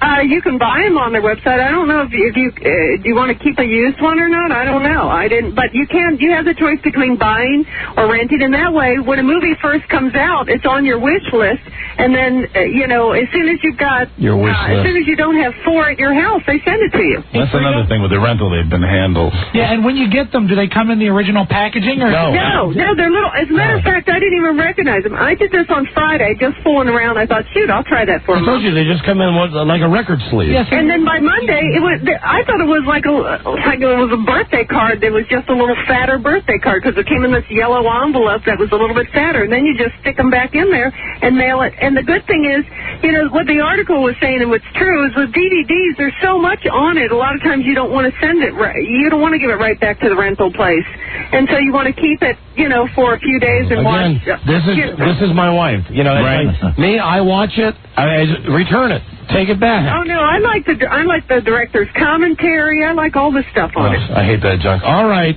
honey. Thank you. Love you. Another thing we have in common, my darling. I love you too. What? That don't be offended that I don't like your DVD. I'm not offended. I'm just remarking. I'm not offended a bit, sweetie.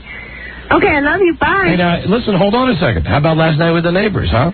Oh, you know what? I was telling you this morning. I have not said one thing about the neighbors who came down last night. Not one thing. Oh, well, that's not what I was going to say. I was going to say last night how you stick to your diet beautifully. Oh, wow. I mean, I made a huge dinner because we had company, and you just ate just your little portions. No, but I am now adhering to your advice, and when people come down to, and I have nothing to say about the neighbors that came down last night. Don't look at me like that. I'm not looking at you. I'm hoping you had a good time. We had a great time. That's good. But I didn't even mention it today, that we had people come down last night. Well, that's very mature of you, my darling. Thank you. I'm working on that for you. Well, I appreciate that. I'd like to have 1 or 2 friends. That would be pleasant. Yes. And also, I think I told you guys off the air that this morning my mother-in-law called up as she was asking what I had written down on the sign about her yesterday. Our lives are an open book. We can't get away with anything. And my mother-in-law, who listens like such a hawk, God bless her. You love your mother-in-law. I do. I love my memo-in-law. Yeah. She not only wanted to know what I wrote down on the card, she wanted to know what cartridge Rob had pulled out to play. We have that dynamic up here in New York with Rob's big head right between us. We don't have that in Washington, and it is hard for me. I have to say that. It is when you get on a serious subject, I'm not smiling at anything other than his giant cranium here. I know, but it makes me... Now I know why you behave badly all the time in the studio. It's because you've got this guy next to you. Yes, and he's egging me on and like... He is the great egger honor. I wasn't... There's nothing... I told him this morning about the thing with my mother-in-law, and I said, I think Frida's getting pissed at me talking about all these people that we know. I got to start backing off a little bit. And I am sitting here, and I would normally be sitting here and not even giving you a weird look, but just because he is here, you start talking about you have nothing bad to say about your neighbors, and for all I know, that is absolutely true, and I'm smirking just because he is here, and I know you're trying to be serious. It's like being a badly behaved guy in a classroom, I swear to God. It makes me want to behave badly and you know what do it is? bad things. Honey, what it is... Stop it. All right. What it is, they said something last night, and they said don't repeat it on the air. And it was really nothing that was even... No big deal. It was just a little goofy story. Right, it was no big deal. So I mentioned it to Rob off the air, and I said... He's evil. I know he is. He's evil for son of... And he loves his job, and I need some credit from my wife here that I didn't violate this thing by talking about our neighbors on the air. I'm disappointed because you have such a good time with your other neighbors. Yeah. You know? These neighbors are equally nice. Good. All right. We didn't get drunk with them like we did with the other neighbors, but... they're friends of the Brits also, right? Yes, they are, yes. Good. They're both very nice people. You know, the only thing about them that pisses me off is the fact that he's retired. He's like 40 years old. Stop it, Rob. He's like 40 years old, and this dude is retired already. Cool. You know, he's one of these .com guys. Yeah. That's it. That's it. Well, there's hope for you, Boo Boo, and there's hope for us having a social life, and I'm pleased by that. Because either you had to make a choice to be a hermit, which was your choice for like the first 19 years of our marriage, and then it doesn't matter if you talk about anyone because you don't see anyone anyway. But if you're going to socialize and have friends, you got to be a little more aware. I just wish that our friends and family members would realize that this is how I make my living. Well, I think if you handed out disclaimers when people walked in, that you gave them some warning, but I think people are surprised. They don't think of that. I would think your mom would know. I mean, and your mom wasn't really mad, but it was not. Mom wasn't mad at you or anything. It was just off your nose. I said, why don't you pick up the phone and and if you're going to do that, you just pick up the phone and give a little reassurance that it's just comedy. You just have to make that phone call. Yeah, but you know what? Here's the thing about your mom though. She takes it to the next degree because your mom said to me, "What did you write down?" Because if you remember the conversation yesterday I was having with my wife, she said that my mother-in-law said that it looks like I've lost weight now, but before she said I was getting fatter. And I said, well, then I'm gonna say something about her. And you said, no. And I pretended like I wrote something down on a card, and I gave it to Mike, and the card said F you, and Mike laughed. But then Rob pulled out a cartridge. And your mom said, okay, well, if you wrote down F you on a card to Mike, what cartridge did Rob pull out? And I had to tell your mom, Rob pulled out the cartridge of Fall Down.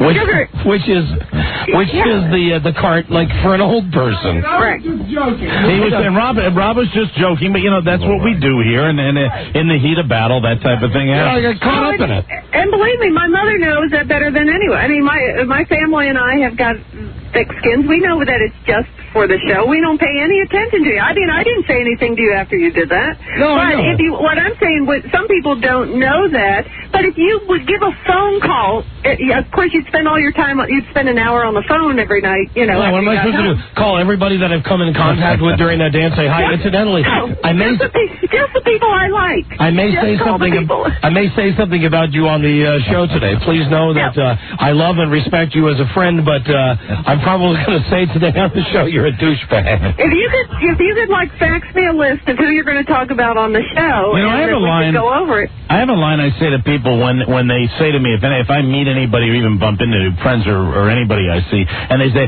I'm going to call you. I have a standard line that I've used for probably 10 years, and the standard line is, if you call, I can't protect you. Yeah, but these people haven't called. No, right, because these are people that I'm talking about. Yeah. Right. No, I agree. Yeah. Like the neighbors. All right, sweetie. I love you. Anyway, you're a good boy. I love you too. All right, bye, honey. Okay, goodbye. Bye-bye. I'll see you later. Bye-bye. There she goes. Very good. With her DVD club. Both of you guys, go to hell. Go to hell. You know, you're both trying to get me in incredible trouble here. I'm not. You know. I am not. Oh, no, you're not. No, you weren't doing that, too. I'm sitting over here just enjoying myself. No, right. Yeah, you're innocent. Hello, Don and Mike Show. Hello. Don and Mike. Yeah, hi. My fellow male hooers. Hi. How you doing? Great, thanks. Hey, I got Don, I got that tape of the match going on right now. The Mick Foley rock match. All right, well, I guess, are we past that now? Did Mike say he kind of believed it? Covered that. Well, yeah, I mean, you can hear him cracking the head, because remember, Don, he was handcuffed, so he couldn't, yeah, that's the other thing I forgot to tell you. That The Rock had Mankind handcuffed. Right. Well, so that had to, leave his head exposed. Yes, right, which is why he was smacking him over and over in the head with the chair. How did he get him handcuffed? When he kicked him and knocked him down on the ground. And he had handcuffs with him? Yeah, he had handcuffs in his pocket. That's against the rules. Oh, stop it, Rob. He's being very difficult today. All right, let's hear it. There's one. All right, let me just hear it, please. It's fake as hell, right, Mike? Listen, just shut up and listen to it. Oh, F you, pal. Lummox. Hey, he's a wrestling fan, Mike. Oh, no. Did you hear the sickening thought he said? And I think The Rock will do it. You better say it. And Mankind out of his feet. And another one. What the hell is Mick Foley doing? That was like blood everywhere. Now, all those smacks are really... He's dying. He is I'm only doing it because of this guy going, hey, listen to that, Mike. Does that sound fake, Mike? Okay. I mean, I don't doubt that maybe there was an injury during the choreographed violence. Okay. All right. You agree with me on that, right? Yes, and they showed it, like I said, they showed it before the match, that these guys were getting together and saying, okay, I'm going to beat you tonight, and It's covered ground. I mean, I don't doubt that there was maybe an injury sustained during their pre-arranged match, which probably happens quite often. You hear about those guys getting hurt all the time. There was an injury. Okay. We should break before the letter. Okay, I'm going to read the letter from let me just read you the beginning of the letter. Dear Don and Mike, welcome back from your World Tour 2001. Yes, it's that time of year again. Saturday was my 14th anniversary. Wow. Of listening to the Don and Mike Show. Wow. Enclosed is my year 14 annual recap. God, he does it every year, and we appreciate it. This guy listens to the show every day, and he writes down, this year he has sent 6 pages of highlights of his favorite highlights from the last year. Cool. On the Don and Mike Show, and we will hear that right after this. Number 1, Arbitron rated, the Don and Mike Show. Hi. You in the building? Yeah, I just moved in Monday. Oh. You like it so far? Mm-hmm. Everybody's been real nice. Well, it's because you have big jugs. I mean, your boobs are huge. I mean, I want to squeeze them. Oh. Mama. They invite prostitutes to join in. Don Geronimo and Mike O'Mara. Sure do. Mm-hmm. Oh, we're going to call that Hot Feet line today. Oh, good. Got a chance. We're going to have some phone sex today. Girls will J you off with their, J-O you with their feet. Hot feet. Also, a recording session with Pete Johnson coming up. Hi. And I believe we're going to have a celebrity interview via satellite today. Very good. Lots of stuff to get to before the big WNEW We're the Bestest Station in New York City party tonight. Holding hands with my brothers. So here's a letter from this guy, Paul Dean. Good. Who has listened to the show for 14 years. He writes, what a year, what a year. Lots of big bets. Not the least of which had Don in Manhattan in underpants saying he was a pretty girl. Actually, it was a Depends adult diaper. Yeah, very good. Actually, as the late, great Mike Royko would have said, it was a sucker bet betting against the Yankees. As for Mike's upcoming Red Sox bet, coincidentally enough, I was in Boston a few days after the bet was made, and I'm listening to local radio. 3 guys yammering about the Red Sox, yada, yada, yada. Then the obvious lifelong Boston fan called in and said, in the spring we dream, in the summer we suffer. That's true. So even if they're currently leading their division right now, it's not summer yet. It's not summer. Anyway, congratulations on another great year, and keep on doing it the Don and Mike way. You guys are great. Paul Dean. P.S.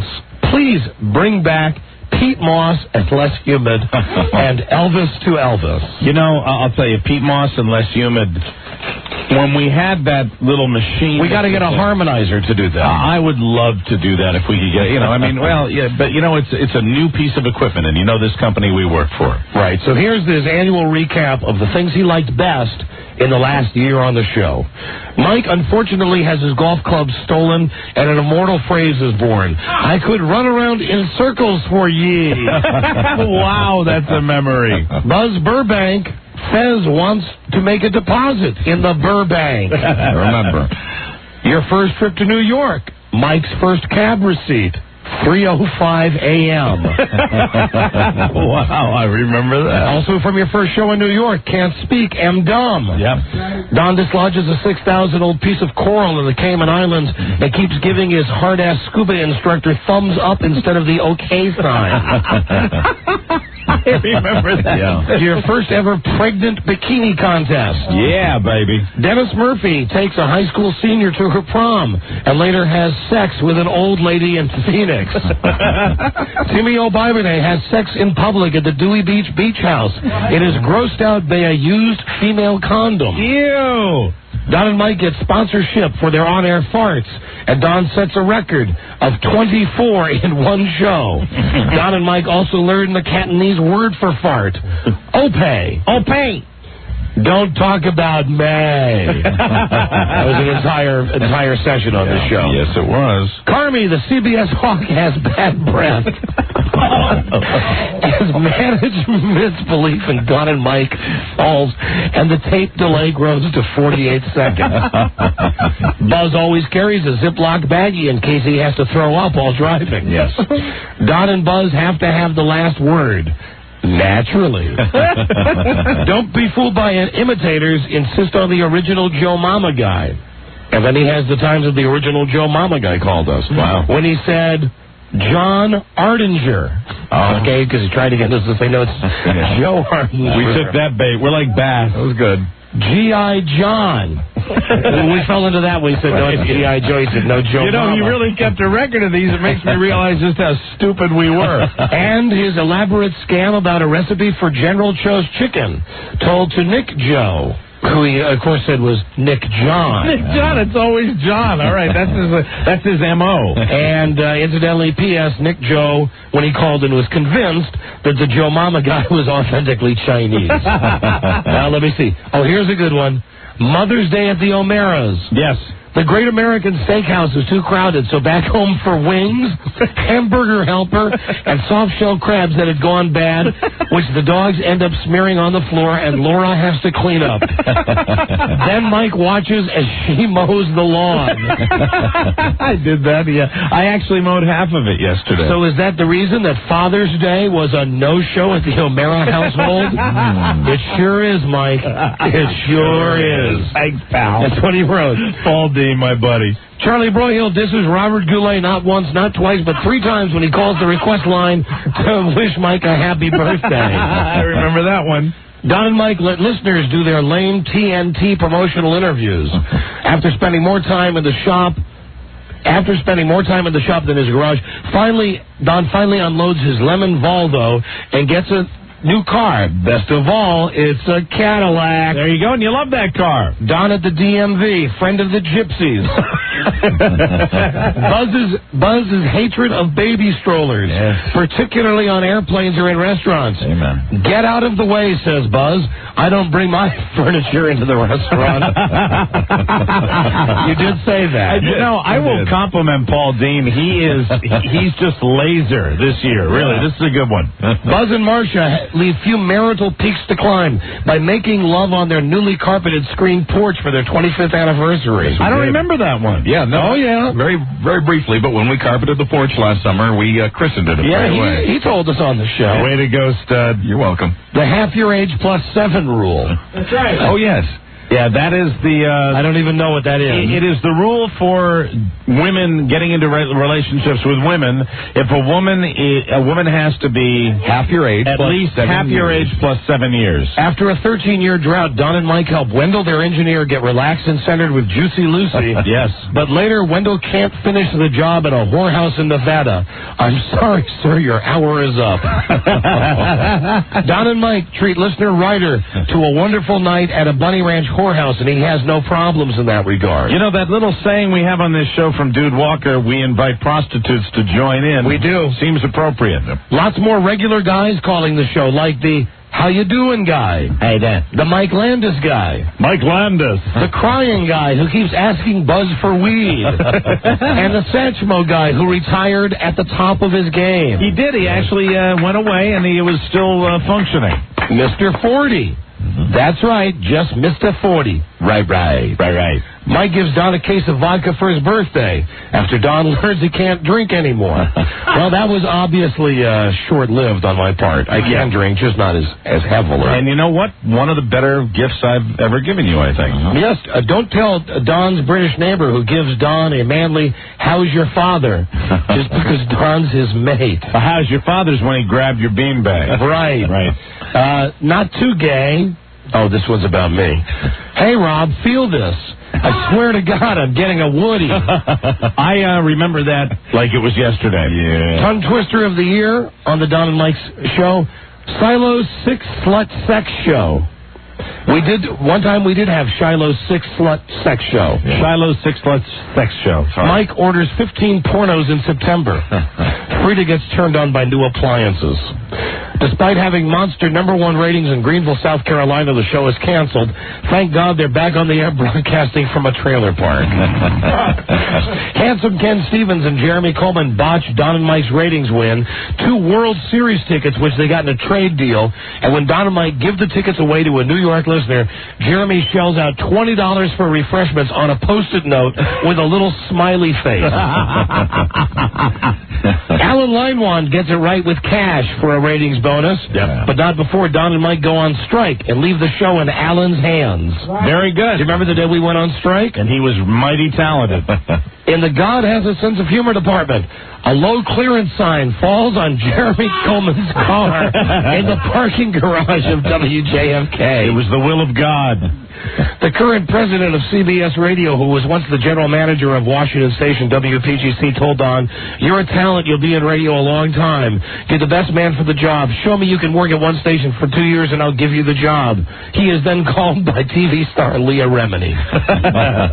Rob A. poses as a station general manager, interested in picking up the Don and Mike show. And a Westwood One representative describes it as sort of like the Ron and Fez show, a zoo in the afternoon, except there's no news. I remember that. Yes, they were selling our show at Westwood One. WWDD, what would Don do? Oh, that later became what WWDAMD. That's it, right. What Don and Mike do. As the Ahern turns. We did that for a while. The radio drama about the guy from the Washington Post. The PTAA, the potentially tedious argument alarm. Right. Don's brother Jim showers at a guy's home in Portland, Maine, and then sends Don a lovely Packer windsock for Christmas. You know, your brother covers a lot of ground. I forgot that. Mike is a fashion plate in his silk pajamas from Target. Yeah, baby. Smartly outfitted with a waiter's jacket from the Palm Restaurant. I wore that. I actually wore that for the very first time only like 3 weeks ago. Fat Tuesday weighs in with a 585-pound man and a 483-pound woman. Tina Richards, she's a man, baby, calls Don and Mike's agent to say that Buzz got her pregnant. Yeah, there you go. Remember we pulled that joke on our agent? Yeah, we separate those practical jokes on our agent about a year, one every year. The Don and Mike audience can never guess the secret sound or the endless series of clicking secret sounds, but they know their drugs. No, take the Vicodin before the methane. Yeah, before the methadone. Our tribute to Matthew Perry. Don and Mike conduct a scientific survey to determine which fast food chain is the dumbest. The results are a tie between Dairy Queen and KFC. But remember, Dairy Queen gave $198 in change for a fake $200 bill. Don gets a speaking role of King of Queens, and Leah Remini's mom thinks that there's an element of meanness in Don. That's right. I remember that, and now, we've incorporated that into the show regularly. Clanzo the Clown hates anyone. Well, there you go, Rob. Thank you. Hates everyone. Rob A. reprises his role as the Redskins Stadium announcer and enjoys his manly falsetto introducing Big Daddy Dan Wilkinson. Don was a plushie and didn't even know it with his teddy bear he had sex with in his youth. And finally, Don doesn't believe in hand towels. He just let him wear his new Don't Slip banana slippers was to rub his demon seed into the carpet. True. You. Those are his highlights for the last year. Way to go, Paul Dean. God damn, that guy listens to the show every day. He does indeed. That's some funny highlights, and, we don't even remember that stuff. No, not a lot of it. Job. Hello, Don and Mike show. Don and Mike. Yeah. Hey, I think I forgot about one or two. What's that? How you doing? No, he had the how you doing guy. Had the how you doing guy in there. Yep. Also, Mike, when on Mother's Day, wasn't that when you and your mom were watching something about Mary and you forgot all about the hair gel scene?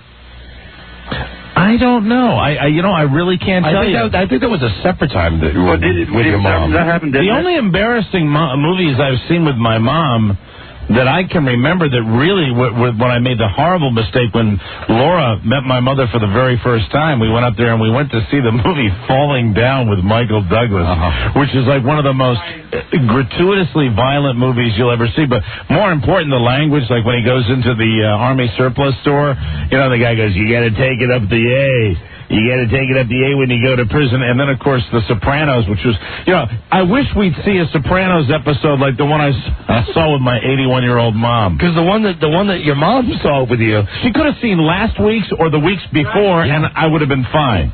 Hello, Don and Mike show. Hello there. Hello. Hello? Hi, you're on the air. Yeah, your guys' advice and recommendations about The Sopranos is about as good as nothing. Sopranos suck. Hit the delete button. Don't use the S word, sir. I just said the S word. Never would have had HBO if it wasn't for your horrible recommendations of that thing. Please, go to hell, you idiot. The Sopranos has been bad for 2 weeks. It's been bad all season. And guys, is not a word. Okay. And listen, if you don't like The Sopranos, why don't you just cancel HBO, douche? Well, because I'm keep waiting for it to get better, but it doesn't. Yeah, but maybe you're not admitting that you're really sucked in by the show. Switch to Showtime. They have Queer as Folk. It's a morbid curiosity. It's just like going by a car wreck. You're just waiting for something to happen or something. I'm waiting for something good to happen on this telephone call. When's that going to happen? About never. About when you hang up on me. About when we hang up on you? Yes. Okay, there it goes. You're right. It's better. Hey. Hello, Don and Mike show. Hey. What's going on? Hi, we're doing the show. Well, there was another one that he missed. Another one? It was the day that Buzz was revealed to be totally evil. And I remember. It was the day that we did about a half hour on... That's right. on the real Buzz. On how evil he really was. Right. Gotcha. Okay. Thank you, my Everybody friend. has their favorites. When Paul Dean comprises this list, I think he picks out moments that stand out in his mind. Well, the list is his favorite stuff. It's his favorite stuff. It's not everything. Hello, Don and Mike show. On stage in Sacramento, Don had sex with the blow-up doll. This sick bastard. I did. That blow-up doll's name was Estelle Napier. Hello, Don and Mike show. Estelle, you pig. And even though I'm not a fan of it, I've never tried it. I had anal sex, simulated anal sex. And you came away liking it. With Estelle Napier. Right. Hello. Hello, guys. How you doing? We're doing great, thanks. I am a normal Baltimore, Washington listener. I happen to be out in the Napa Valley listening on, WHTK, is it? KHTK. KHTK. It's wonderful to listen to you guys when you go from winery to winery. I just want to compliment you on how much better the show is when you're drunk. All right. Thank you, my friend. Drive carefully. Guy drinking wine, listening to the show. One more call. Hi, Don and Mike. Hi, Don. Hi, Mike. Hi. Didn't you give away $10,000 that year, too? Oh, yeah, right. That was a big one that they forgot on there. $10,000 it really pissed off Infinity. Yes, it did. It did, because that was when I had to have the meeting with the lawyers, where I promised that I would never do that, even though I'm still doing it. And they said the only thing from now on you can give away is 10,000 marbles. All right. 10,000 marbles. I can't wait to see you on Friday. Oh, that's right. We are going to be in Portland a week from Friday. As a matter of fact, hey, Rob, why don't you get Pete Johnson ready? All right. You know how we have different people cut the commercials for us for the Las Vegas-style shows? Right. When we come back, we're going to bring our New York engineer, Peter Johnson, in here, and we're going to coach him. You're going to hear the on-air session. I don't think he'll need a lot of coaching. He's a very talented professional. As we get Pete Johnson to cut the commercial for our next Las Vegas-style show, we'll be right back. Number 1, Arbitron rated, the Don and Mike Show. Well, let's see. I got a phone call. No, I'm not on the phone. I'm right here. Oh. It's going to take a phone call. Well, where's the phone? I'm not buying it. I think it's fixed. Not buying it. Do you get the feeling that you're gay? Time for another spoof. So here's Don and Mike. And I can't believe I didn't bring this up on the show today. With all the things we've been discussing, this is the funniest thing I've read in a long time. Paul McCartney has written a book. Yes. A book of poetry. Yes. In a new poem, Poetry. former Beatle Paul McCartney writes that his wife Linda, dead Linda, visits him in the woods in the form of a white squirrel. I go into the woods and there's this bloody squirrel there. After Linda died, I think all of us in the family would have noises or see things and think, that's Linda, that's Mom. Okay, that's okay. But Paul, a squirrel? It's a little white squirrel. Hello. Hello. Hey, my new girlfriend has one leg. What do you think about that, squirrel? I think that someday she'll be a little one-legged squirrel in the woods. Sure. And she'll be visiting someone, but I think the odds are you're going to be in that woods as a squirrel before she is. Hey, squirrel, can I put my nuts in your mouth? There you go. That's right. It's time to stock up. Stock up for the winter season. Fill up those cheeks with my nuts. Hello, look, it's a white squirrel. Blimey. It's Linda. It's Linda. Look, that little squirrel's got a little tambourine. And that little squirrel's about to sing Hey Jude. That squirrel's got a dog face. That's me wife, Linda. A little white squirrel in the woods. I can't believe it. Hello. Hello, little squirrel. Say, look over there. Why, that's former Beatle Paul McCartney, and he's talking to a squirrel. Hello, little squirrel. Would you like some boiled meat that I'll serve up for you nice? Some kippers? And meanwhile, over comes Peg, the one-legged woman. Paul, what are you doing with that rodent creature? Hey, quiet. It's not a rodent. It's me wife Linda. She's talking to me in the form of this squirrel. Oh, really? That's your wife? Yeah, now lip on out of here. Leave me alone. Hey, let me tell you something. What's that? I'm talking to the squirrel. Oh, go ahead. Your husband eats steak every night now that you're dead. Oh, that's it. I'm going to jump right up to your throat and gnaw your teeth out. I'll beat you with my prosthetic leg. I'll tell you, welcome to the McCartney fantasy land. Paul, you're out of your mind. That's right, but I'm still more talented than Ringo. Paul just walking around. Yeah. Hey, there's Linda. Hello, it's a squirrel. It's a tiny little albino squirrel. No, hold on, we have a Paul fan on the phone. Hello.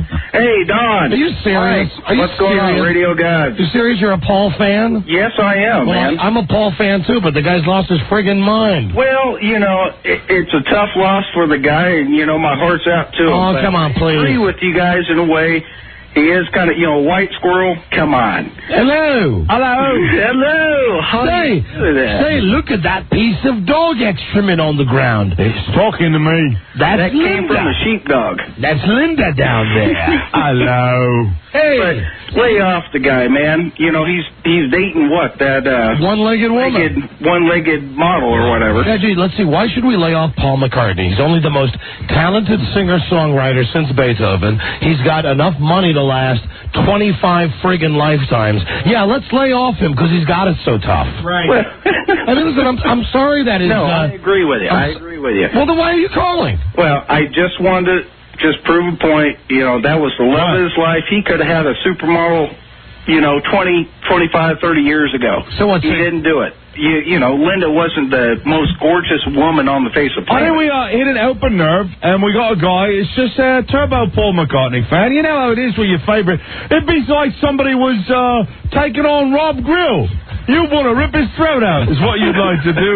You'd say, he'd say, but we don't have Rob Grill out in the woods talking to bunnies or squirrels. Paul's lost his mind. Hey, guys. Furthermore, I want to tell you something else, and I'm a Paul fan, but I defy you. You find a picture of Angela Lansbury, and you put it next to a picture of Paul McCartney. Yeah. It's the same face, baby. It's pretty amazing. Wow. And God forbid when Paul eventually died, I'm wondering who's going to bury Paul. Because I still think about that all the time. Probably Julian. Hey, look, it's a little squirrel. Hello, Linda. Hello, Paul. Hello, Linda. Here I am, a little bitty squirrel in the woods. I'm banging a chick with one leg now, honey. That's all right. You always told me, Paul, man has his needs. This little white squirrel's going to let you go ahead and tap that as much as you can. Hey, guys, I eat meat now, too, honey. That's all right. I'm not around the police Well, he's been anymore. over here last week. I cooked a medium rare steak, What's that? What? No, I'm just joking, guys. Hey, I appreciate being on the air with you guys, and God bless Paul McCartney and the Beatles. I got a message for you, sir. It's important not to take this show so seriously. You see, if you do that, you're going to hurt yourself, so don't do that. Well, hang on, guys. I need to go hunt down. I just saw a white squirrel run across my driveway. Say, I was just listening to that Dawn and Mike show on the radio, and they had a really stupid guy calling in. I think that was Linda talking to me. That's right. Linda's everywhere. I was talking to the blinds. That's right. The blinds hanging over my curtains. And a voice came right out. Oh, now I'm turning into the crocodile on him, mate. Hello. Yeah. Liverpool, not Australia, bud. Yeah, all right, bad. Okay. Thanks a lot, guys. But why don't you go get your jerk on to the White Album, okay? My God. Actually, I'm into really listening to Revolution right now.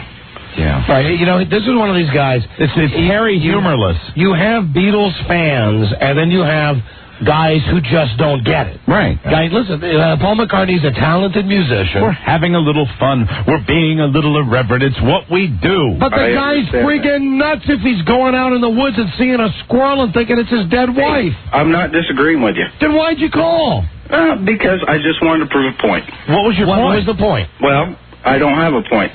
That's my point. Listen to Paul, what he does, what he's done. I'm listening to Paul. I'm listening to Paul talk to a goddamn squirrel and think it's his wife. Okay? That's nuts. So why did you call? Because I love Paul. Actually, that's a good one, too. That's nuts, the squirrel. I get that. Good one. I'm sorry, you realize you have really effectively stopped this show right now, sir? Yes, I have. I wasted 5 minutes of both of your valuable lives, and I apologize. Why do you do that? Why? Actually, first time I've done that, and I apologize. Okay, come on, please, listen. At least agree with me. Paul McCartney's nuts for thinking his wife's a squirrel. I agree with that. Okay, thank you, and you shouldn't have called. Thank you. Do you agree? Yes, I agree. And you should not have been born. Your mother should have aborted you. You always go for that extra something, don't you? Someone should have come at your mom with a hanger and pulled you out. Do you agree with that? No. Oh, well, he can only take it so far. Okay. Just remember, it's all fun. All right, guys. Okay. And someone should have pushed your mom down a flight of stairs. Oh, dear. While she was carrying you. Oh, my God. Do you agree with that? No. No, you do not. And perhaps your grandmother should have been hurt in some way. Back in the olden days. So she could not give birth to your mother, who then could not give birth to you. Back out west, they'd say. Absolutely not. Yes, that's what I think. I'll take it back to the very beginning of time, that the very first cave woman who was bending over, taking it in the rear from the very first cave man, should have been hit by a falling rock and cracked on her head. Could have broken the cycle. Yes. right at the very beginning. And you wouldn't be making this phone call. When your first ancestor, when your great-great-great-great-great-great-great-great-grandmother... When your lizard ancestors crawled out of the primordial ooze. I wish a dinosaur would have stepped on them then, on your great aunt, stopping the chain of life that has brought you to this show today. When you were a tiny microorganism, a shrimp should have come along. Your shrimp ancestors and eaten you. Or you could have been strained into a whale's belly. Oh, then whales wouldn't have been before shrimp. I don't know. Just anyway, to get you out of the way here. Somewhere along the line, it could have been stopped. And the theory of evolution, whether it be your mother, whether it be your grandmother, whether it be the cave woman, the dinosaur, the Big Bang Theory, somewhere in there we could have stopped this. Right. And you tell me that there's a God. You tell me that there's a God. I tell you there's not a God. Oh, my God. Yeah, I agree. What a major statement from Mr. Geronimo. A new theological point of view. There's not a God, because if there is a God, he would have stopped you from being born, so you would not call this show today. You're wrong, Don. I guess that's why I'm not religious. There is a God. This is a test. God is testing you with this caller. Well, God, this is not funny. If you're listening right now, I'll tell you what is funny. Paul McCartney talking to a squirrel and thinking it's his wife. There, it comes full circle. That's funny. Hey, yeah, I agree. It's funny. Then why'd you call? Because you were talking about one of my biggest influences in my life, and I just wanted to... There it is. Now, at least, God love him. He's coming through with the truth. Mm-hmm. He's telling us where it comes through. This is what I love. How has Paul influenced your everyday life? Are you a musician? Yes, well... No. Not currently, but when I grew up, all I listened to was Elvis Presley and Beatles records, and that's all I listen to now, Elvis Presley and Beatles records. What is the Beatles song that has most influenced your everyday life? Actually, it'd probably have to be, because of all the hardships I've had in my life, it would probably have to be Let It Be. Let It Be. Which is a Paul song. Wouldn't it be the Beatles song, I'm a Loser? Actually, that was sang by John. Loser. But it's a Beatles song. Right. It wasn't sang by Paul. It wasn't sang? But it was a Beatles song. Sung. It was a Beatles song, though. Yes. How about the story of your first bath? The wonderful song, Yellow Submarine. Well, Ringo is going to be Ringo. If someone would have hit your mom with Maxwell's silver hammer, that's right in the belly, you wouldn't be here now making this dumb call to this show. I apologize. Bang, bang, Maxwell's silver hammer went right into your mom.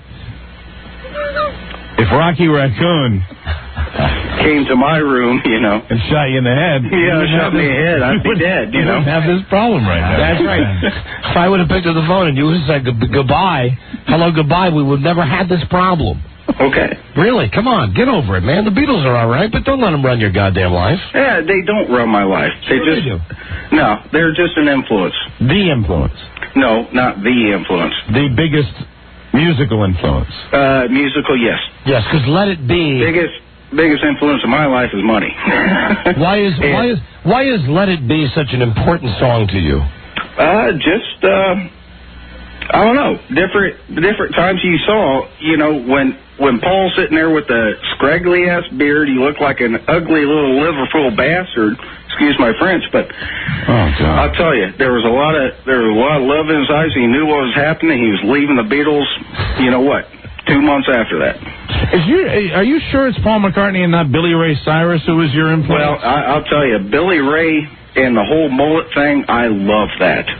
You love that? Yes, I love that. You love Actually, if you remember, Paul had a mullet for a while. Who had a mullet? Paul. Paul had a mullet for a while. Back in the middle 80s. Okay. Well, listen, I agree with you. He's a good musician, but listen, don't kid yourself. He's just a guy who wrote popular songs. Maybe the greatest musician of our era. We poke fun at him because he is way up there. But listen, he's a nut. He's a freaking nut. He's talking to a squirrel thinking it's his wife. Hey, I agree with him. Okay. I agree with you, Don. Then why'd you call? Well, I just wanted to get on the air, number one, but I wanted to... I want to speak my point about Paul. I mean, the poor guy, I feel sorry for him, but then he's out there dating a model, 2 months after Linda's buried, and that's kind of screwed up. Wait a minute. I admit that. You know what you're doing? You're not making any point. No. You're trying to make points, but you're all to try to make a point. Well, then, all I was trying to do. You're wasting our time and our listeners' time. Okay. And I apologize. Okay, good. All right, now, good day, sir. Now, ring off. Thank you. Goodbye. Goodbye. Christ. Terrific. Hear what we have to go through, Pete? You hear this? Hear this crap from these morons? Can you imagine, Pete, if you had to, sit down in a restaurant with that guy? Let me ask you, Peter Johnson, if you saw Paul McCartney in Central Park talking to a squirrel and thinking it was his dead wife, what would you think? I think he was crazy. Thank you, Pete. Voice of reason. Pete Johnson. Peter Johnson. Sweet and simple. That's all we needed from that other gentleman. Hello, Don and Mike Show. Yeah, I want to take that guy fishing with me this weekend. What an anchor he would be. I just want to toss him out the back of the boat and drift. Okay. Hello, Don and Mike Show. Hello. Hello? You there? Hi. Oh, hi. I just saw a white squirrel run across my thing with Stan the Fan. This way, oh, I got hit by a car. I was standing out in the middle of the road. I didn't know whether to go right or left or right or right or left. And then when I finally made my decision, I got smacked and turned into muck. All right, Peter Johnson, our New York engineer, is in the studio now at WNEW. Pete, here's what we'd like you to do. We'd like you to be our celebrity voice for a commercial that we're going to be running for the next 2 weeks. You go, girl. We are going to be doing a Las Vegas-style show, one of our raunchy appearances, next Friday, May 11th, in Portland, Maine. So, all you got to do is repeat the lines after me. Okay, so we need you to get right on the microphone, please. We need to all be very quiet. We can't laugh, even as funny as it might be, because we are recording this for a commercial, and we can't block out our voices. Okay, so you start by saying, "Hi, I'm Pete Johnson." Hi, I'm Pete Johnson. You may know me as the wacky engineer from the Don and Mike Show. You might know me as a wacky engineer. You may know me as the wacky engineer from the Don and Mike Show. You may know me as the wacky engineer from the Don and Mike Show. Do you like breasts? Do you like breasts? How about some nice fresh cooter? How about some nice fresh cooter? Would you get a flash looking at some gash? Would you get a flash looking at some gash? Then join Don and Mike. Then join Don and Mike. And their Las Vegas-style show. And their Las Vegas-style show. The Raunchy Fun. The Raunchy Fun. Happens Friday, May 11th. Happens Friday, May 11th. At the Fabled State Theater. At the Fabled State Theater. In Portland, Maine. In Portland, Maine. You've got to be 21 to get in. You got to be 21 to get in. Show starts at 8 o'clock. Show starts at 8 o'clock. Like TNA? Like TNA? Like D&B? Like D&B? Come to the show. Come to the show. Condoms optional. Condoms optional. For the Don and Mike Show. For the Don and Mike Show. I'm Pete Johnson. I'm Pete Johnson. Now go F yourself. Now go F yourself. We need one thing, though. Nice. What's that? We need happens this Friday, happens tomorrow, happens tonight. Oh, okay. Yeah, right. Hey, Pete, and for the purposes of editing, I think it might be a real good idea if we change your inflection here and make the this Friday and the tonight and all that, make that just as enthusiastic as you possibly can. More lively than the rest of it, because it'll sound really consistent if we edit it that way. It's this Friday night. I mean, like super, like, as urgent as you ever get. You know, it's this Friday night. And it's this Friday night. It's happening tomorrow night. It's happening tomorrow night. Perfect. The big show is tonight. The big show is tonight. Absolute boy, you are a genius. He's fantastic. That's it. Thank you, Pete. You'll hear that on the show starting tomorrow. We'll cut that down. Turn that into a promo. Good job, Pete. That's Peter Johnson, everyone. Our engineer. Hey, Pete, what'd you have for lunch today? What'd you enjoy for lunch, Pete? Come right over here, Pete. Say it on mic. What'd you have for lunch today? It's a ham and cheese sandwich. Lettuce and tomato? Yeah. Are you coming to the big WNEW staff party tonight? For a couple of minutes, anyway, a little while. And who is your date going to be? It's going to be Mike.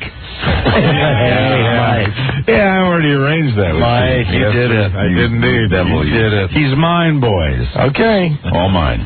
Well, fair fight tonight when we get there. Hey, no, he has spoken for. Hello, Don and Mike show. Hello? Hello, you're on the air. Hello. All right, so a man influenced by the Beatles, taking crap from a man influenced by Star Trek and Batman. Yeah, except the difference is if they had a... Adam West died, you're probably going to read his poetry. No. Listen, if Adam West, his wife died, and Adam West was in the forest talking to a squirrel thinking it was his wife, I would bust his balls, too. Right. But he wouldn't be talking. He'd be at night on his deck talking to a bat. Right, and if Jean-Luc Picard's wife died, and he was in the forest going, oh, it's number 2, number 1, look, it's a squirrel, it's my wife. Hello, squirrel. I'd call him out, too. Please. These guys are dopes. That was a good comeback. Hang up. Thank you. Excellent. Hello, Don and Mike show. Hello. Hello. Hi, you're on the air. Hi, I'm Betty. I'm here to protect Pete. Remember when you first went to New York? I was his first girlfriend. His first girlfriend? Yeah, remember you wanted me to get a date with him? Oh, I don't even remember, honey. But... Oh, yes, but yes. You called Pete, the first engineer, and I said he was from the 50th generation. He had to be good. Yeah, right. You remember that now? No. But glad you enjoyed Pete on the show, though. No, and I also want to tell you that lady that's going with Paul McCartney is going to be a very rich one-legged lady, too. Shocker. Sure. You're right. Okay, thank you. Bye-bye. Thank you for that keen insight. Bye-bye. Bye-bye. That was Yoko Ono, incidentally. I like her. Hello. Oops. Don't do it, Jimmy.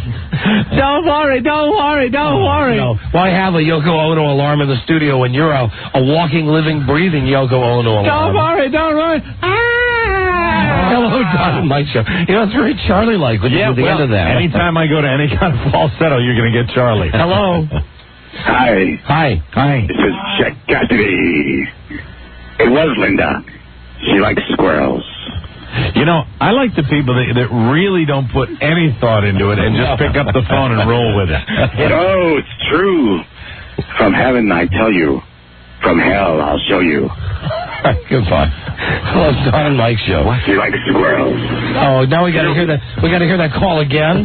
Turn your radio down, or just hang up. Hello, Don and Mike show.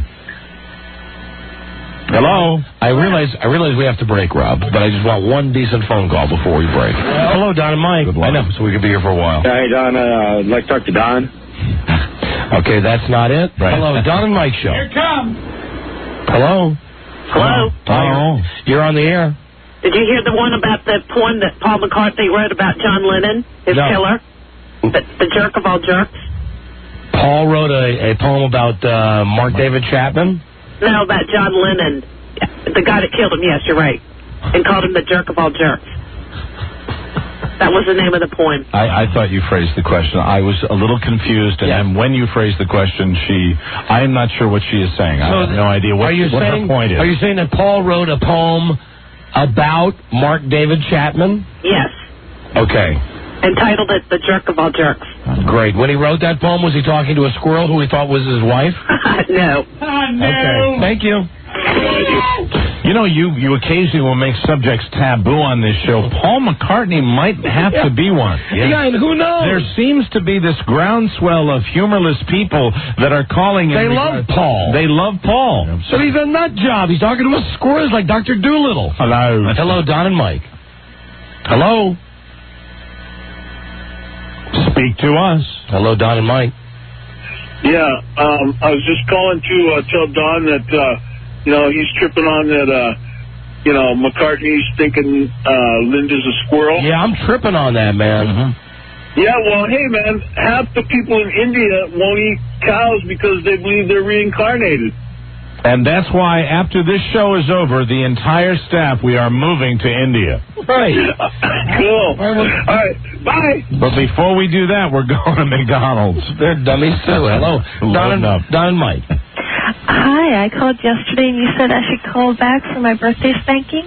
Oh, you know what? Call tomorrow. Yeah, call tomorrow. You're hitting us at a bad time again. All right. Who is the celebrity you most resemble? We'll try to get one piece of information for you every day for the next couple of weeks. Sarah Michelle Gellar. Yeah, call tomorrow, honey. Okay. Call earlier, though. All right. Call before people start to agitate us. Well, I try to call after work. Well, you try to work your schedule around our schedule. Okay. Okay? All right. Thank you. You're welcome. Bye-bye. Bye-bye. It's always important. All listeners to remember, it's us, then you. Hello. Don and Mike show. Don and Mike? Yeah. Hi. I was going to ask you if you remember in Little Nicky, Clint Howard is in the credits? Oh, yeah, no, hold on. Is he in it? Clint Howard is not only does a cameo, Clint Howard is a drag queen in Little Nicky. Wow. That's worth going to see the movie. Yes, thank you, honey. Okay, I love you guys. No, love you more. Love you more. I love you more. Love you long time. Love you more. Love you long time. All right, thank you, honey. Okay, bye, guys. All right, bye-bye. All right, so now that was a pleasant call. Very pleasant. We can end on that call. Very good. Thank you. You get that Peter Johnson promo ready? I'll work on it. You'll work on it. Okay, that means it won't be ready. We'll be right back. Number 1, Arbitron rated, The Don and Mike Show.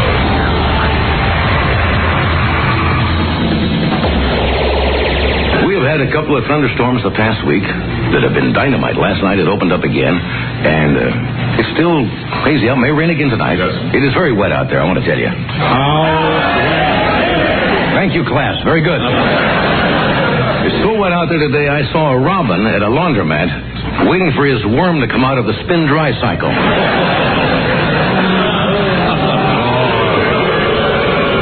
All right, what do you got? Barons of the Jizz Biz, Don Geronimo and Mike O'Mara. All right, hold on. Before we get to this sound effects CD, yes, let me just get it loaded in the machine, take a call. Hello, Don and Mike show.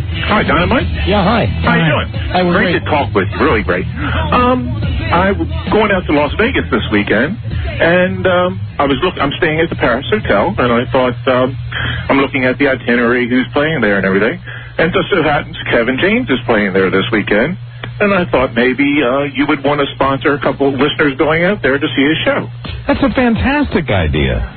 Sponsor? What do you mean? We pay? Yeah, sure. Pay for you to go out there to see his show? Well, I'm going to be out there. Pay for the tickets? Pay for the tickets to the show. You know, Don, then we could maybe throw in some extra to tip the maitre d' to put him down maybe towards the front if he's a fan of the show. Absolutely. Yeah. I think it's a pretty good idea. Sure. How much are the tickets?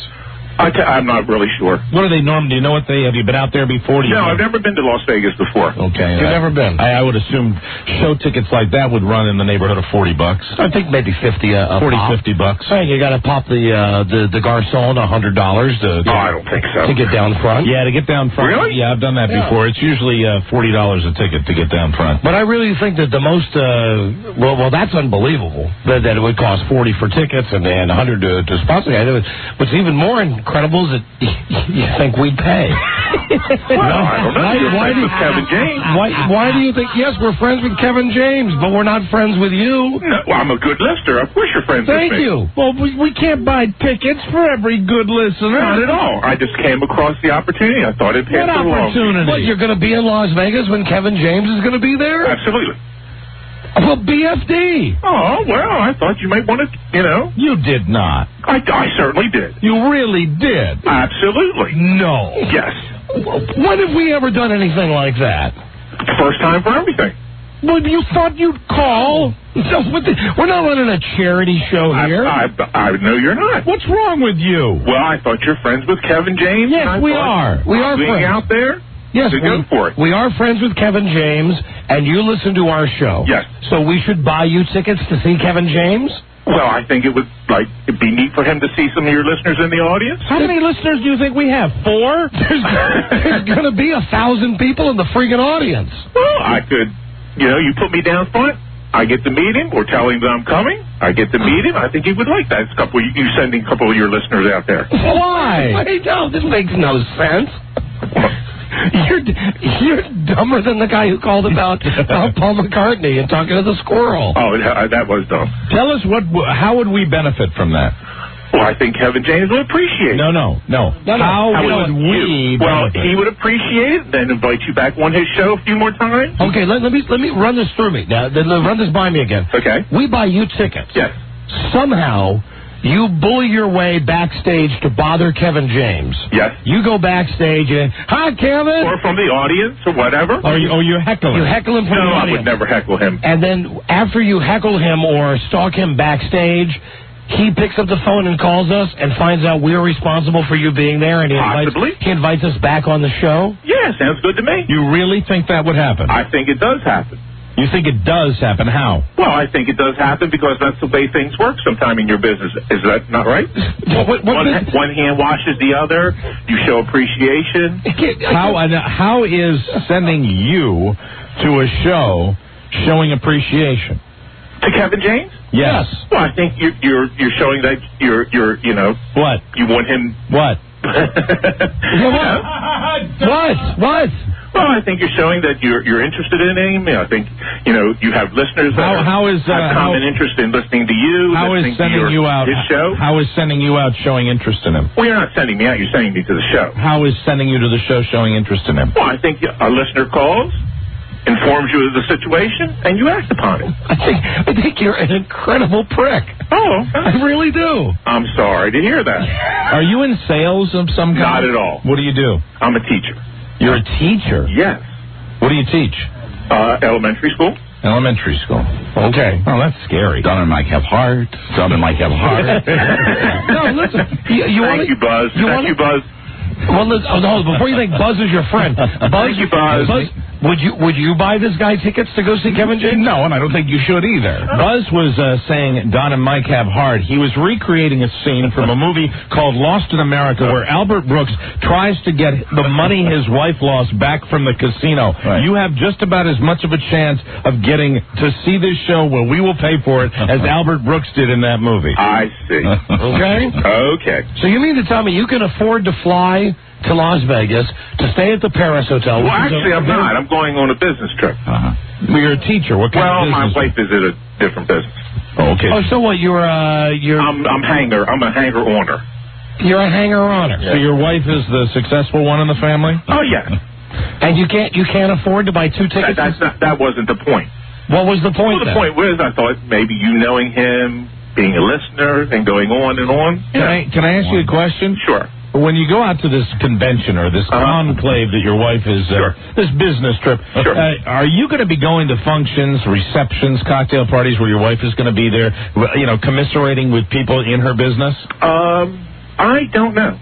But there's a chance that might happen? There might be a chance that whenever that happens, do your wife a huge favor. Stay in the bar. Okay. You meet the parents of the kids you teach? What you said elementary school? Yes. What grade? I'm a resource teacher. I do a lot of things at the school. Wait. Reading teacher. Not a real teacher. Huh? Not a real teacher, then. Yeah, well, I don't have a regular class. No. Because you don't have what I am a real teacher. You're not certified? Yes, I am. Well, then, if you don't have a real class, how can you be a teacher? Well, I take small groups and work with them on Are you a special ed teacher? Yes. Well, why don't you come out and say that? It's a noble occupation. Okay, well, if you told me you work... Because most people don't understand the intricacy. You told me you work with Tards, maybe I would have bought the tickets for you. Wait a minute. People don't recognize the intricacy? What is that word? The intricacy. You got to be a little nervous, that's all. Okay, I mean, that's okay. It just frightens me when educators, create made-up fake words. Yeah, I'm sorry. Really? So we've had interesting calls today. Yes. So what do you do with these kids? What do you tie them up in the back? I'm thinking about something about Mary. Well, no, not back in your day. No, it wouldn't go on. No. I'm talking about something about Mary where ties them to a clothesline. No. Ties them to clotheslines and let them run around. You're a special ed teacher. That is a noble profession, but I don't understand. I still don't understand. Why did you call us and ask us to buy you tickets to see Kevin James? Why did I? Why would you? Yes. Because I thought it was a neat idea. And you should shout that. I mean, honest to God, if you're a special ed teacher, I mean, I was going you through should let people know. Let people, don't be embarrassed about doing that for a living. I don't think he is a special ed teacher. You don't think so? I think he's in a class. I really do. Are you really a special ed teacher? Absolutely. What kind of teaching degree do you currently hold? Master's degree. From what university? Johns Hopkins. Wow. Really? Yes. Mm-hmm. How would you help a child with a learning disability? Well, you remediate the disability, you find out what the problem is, and you help him through it. Compensate for certain things. It's one of those different ways to do things. It's going to fall into the category of we'll never really know. Yeah. I've already made my mind up. Okay. I've made my mind up already. I thought I'd give it a shot. Yeah. Thought, maybe I'll go pay my own way and see and report back. Well, it might not work for Kevin James, but I know if Paul McCartney ever comes to town, right? There's a guy that probably wouldn't mind sitting next to you. Oh, well, okay. Okay. All right. Thanks a lot. All right, goodbye. Goodbye. I would hate to be one of the parents of those kids. Get in your car, pick your kid up from school, you turn the radio, kid goes, "There's my teacher." Yeah, that's tough. And you're listening to that guy on the show begging for us to buy him tickets. I still don't understand. Hello, Don and Mike Show. Hello. Radio Gods. Yeah, how about that guy goes to Las Vegas? Bet $1,000 for me on the future of America. I'm betting against it. Hello, you're on the air. Hi, I was wondering if you guys would pay my rent. Yeah, right, because you listen to the show, right? Exactly, and I think it would get you in the good graces of Kevin James. Thank you. I like those balance calls. Yeah. Hello, Don and Mike Show. Hello? Radio Masters? Yeah, hi there. Hey, I loved it when you did it. Oh, you're getting back to your favorite bits of the year. Okay, thank you, my friend. Yeah. Hey, listen, we got something going here. I got a sound effects CD. WNEW, the station in New York, has an incredible volume. I don't know how good they are of sound effects. Okay. It all started, Charlie brought some sound effects of squirrels in here when we were talking about Paul McCartney talking to the white squirrel. Right, and I think he's queued up from one of these discs what's supposed to be the sound of a squirrel. Oh, good. All right, let's hear this now. We're going to take it back to the Paul McCartney talking to squirrels. Here from the WNEW sound effects library is Paul McCartney talking to squirrels. That is awful. That's horrible. It's made with a synthesizer. That is an old synthesizer. Yeah, that's awful. Sad. I have never heard a squirrel. That sounds like a squeegee guy. I've never heard a squirrel make that sound. But then again, I've never really squeezed one hard. Let me see what else is on this CD, because that one sucks. A squirrel alarm. All right, how about a blue jay? Now I was surrounded by blue jays my whole youth. Oh, good. Really? Yes, I was. Like Uncle Remus? Yep. Were you raised by blue jays? Okay. All right, here's blue jay. All right. That's a real blue jay. That's a real blue jay. Right. Yep, that's a good one. All right, how about a parrot? Oh, okay. It's Tom Gavin. Parrot. Parrot. Robot. 22. Fake. Oh, yeah, that sucks. That sucks. So I guess we can get one real, one fake. Okay. Chimpanzee. That always is the measure of any sound effects library. I love them. Chimpanzee. I love them even if they're bad. We put a hidden microphone in the room of Don and Mike Show producer, Charles Broyhill.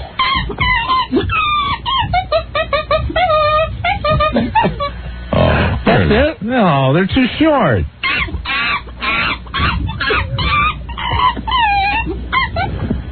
This is a restaurant that ran out of sugar at Charlie's table. For his iced tea. He's upset. That's not the best chimpanzee I've ever heard. That sucks. All right, now there's chipmunk. Uh-oh. Okay. Chipmunk. Okay. Christmas.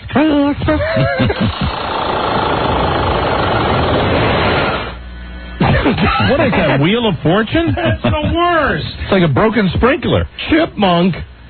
No wonder the station has no ratings. Hi, we're out in the woods. Look at that chipmunk. Great chipmunk. It's horrible. It's a machine. Okay, how about cow? Ah, good old-fashioned cow. Cow. A good test. Here we go. Cow. That sounds fake, too. Wait a minute. The second one says cow.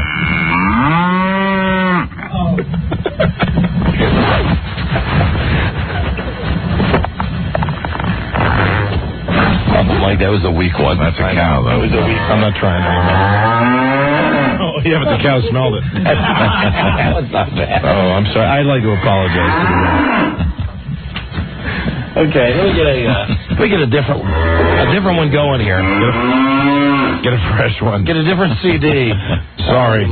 Hasn't gotten here yet. He got the Rob. I'm sorry. Me and my low chair.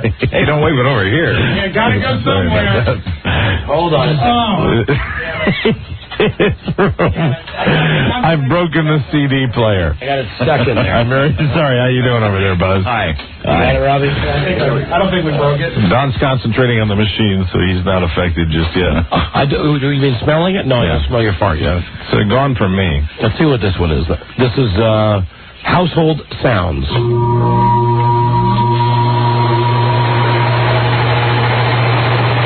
That's inside Ken Stevens' brain. Sounds like an air conditioning unit. Right. All right. Let me try. Hey, I want to see if I'm right. Was I right about that? I don't know. Look at the book. The book's got 10,000 in there. It's in the book. That's Pete Johnson pumping up his his penile implant. Yeah, right. Hi. It works great. Try it again. Go F yourself. I can't get it to work. Come on. Come on, penile implant. Come on. Hi. I can't get it up. I'm flaccid. It's working. I've got to try harder. There it is. Oh, yeah. Oh, my. Oh, Hi. Jesus. I'm hammered. Oh, you know what it says that is in the book? What? Venetian blinds. Mm-hmm. Oh, okay. Being open and closed. I'm opening my implant. Oh, all right. It doesn't work. Here we go, Mike. Okay. Got one for you. All right. This one is for Mike O'Mara. Good evening. Come here often? Hi. Yeah, we just come up a couple of days a week, and yeah, nice to meet you. What do you do here? I'm just practicing for later. How are you? Yeah, it's nice. Oh, I've never been to that part of the building. Fantastic. Really. Nice to meet you. We've got to be going now. Mind if I take the glass with me? Here, have another one. Ken, I've got this over here for you. It's got your name on it. Here, take it. That's tasty. That's good brew. What is this sound supposed to be? That's the froth. That's the fuzz on the beverage. Oh, the jizz? Yeah. That's the foam? Yeah. So you come here often? What do you do here at WNEW? Hey, nice meeting you. Now we're going back tomorrow night. Okay. Hi. How are your stews? Well, come here. Let me unbuckle my pants. I don't think that's what the sound is. We don't have a record of what they are. It's random. No, we don't. I love this. Mind if I touch myself? What you do when you go through these sound effects libraries, sometimes you will get a sound that does not sound like what it's supposed to be. Hence, we have our great J.O. sound that's a fluttering bird. Right. That's Charlie Broyhill checking out his cab fare.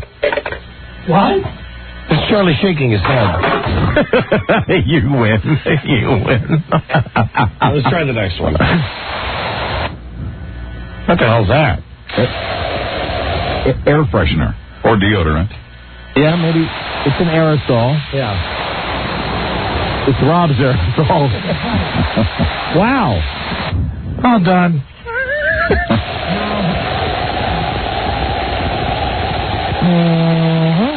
Other arm. Or it's Buzz with a whipped cream can. Wow, yeah. Wow. Wow, baby. Hey, nitrous oxide. This is Lisa starting up her vibrator. Yep, there it is. She's having trouble getting it going. Well, she's not concentrating. She's watching wrestling. My house? I thought Lisa just got an orgasm. Welcome. Maybe we'll get the countdown of how many orgasms Lisa had. Very good. With this dildo. Maybe. If it follows. Oh. Like some of the other sound effects records we've had. I know what you're counting on here. I know. You're counting on 12 noon. No, she didn't get the orgasm. Huh? Didn't you think like I thought you would go bong, right. bong? No such luck. That must be a grandfather clock of some kind. Who wants some flapjacks right now? Or so. Okay. You know, that's... The chimpanzee was 5 seconds, but they'll let the reverb on the clock go for 3 days. And it's continuing. This cut is not over yet. There. No. There's more to it. Hold on a second. Let's do it again. Winding up the dildo. Wonderful. Christ, that sounds to me like being at home. We got a clock like that at home. Yeah. I wish I had a clock. I'd like to get a gun and shoot that clock. I really would. Tonight on 60 Minutes. This is Jeremy Coleman, a ticking time bomb. Tonight on 60 Minutes, a man who cannot control a radio station has a staff party in which he is beaten to death.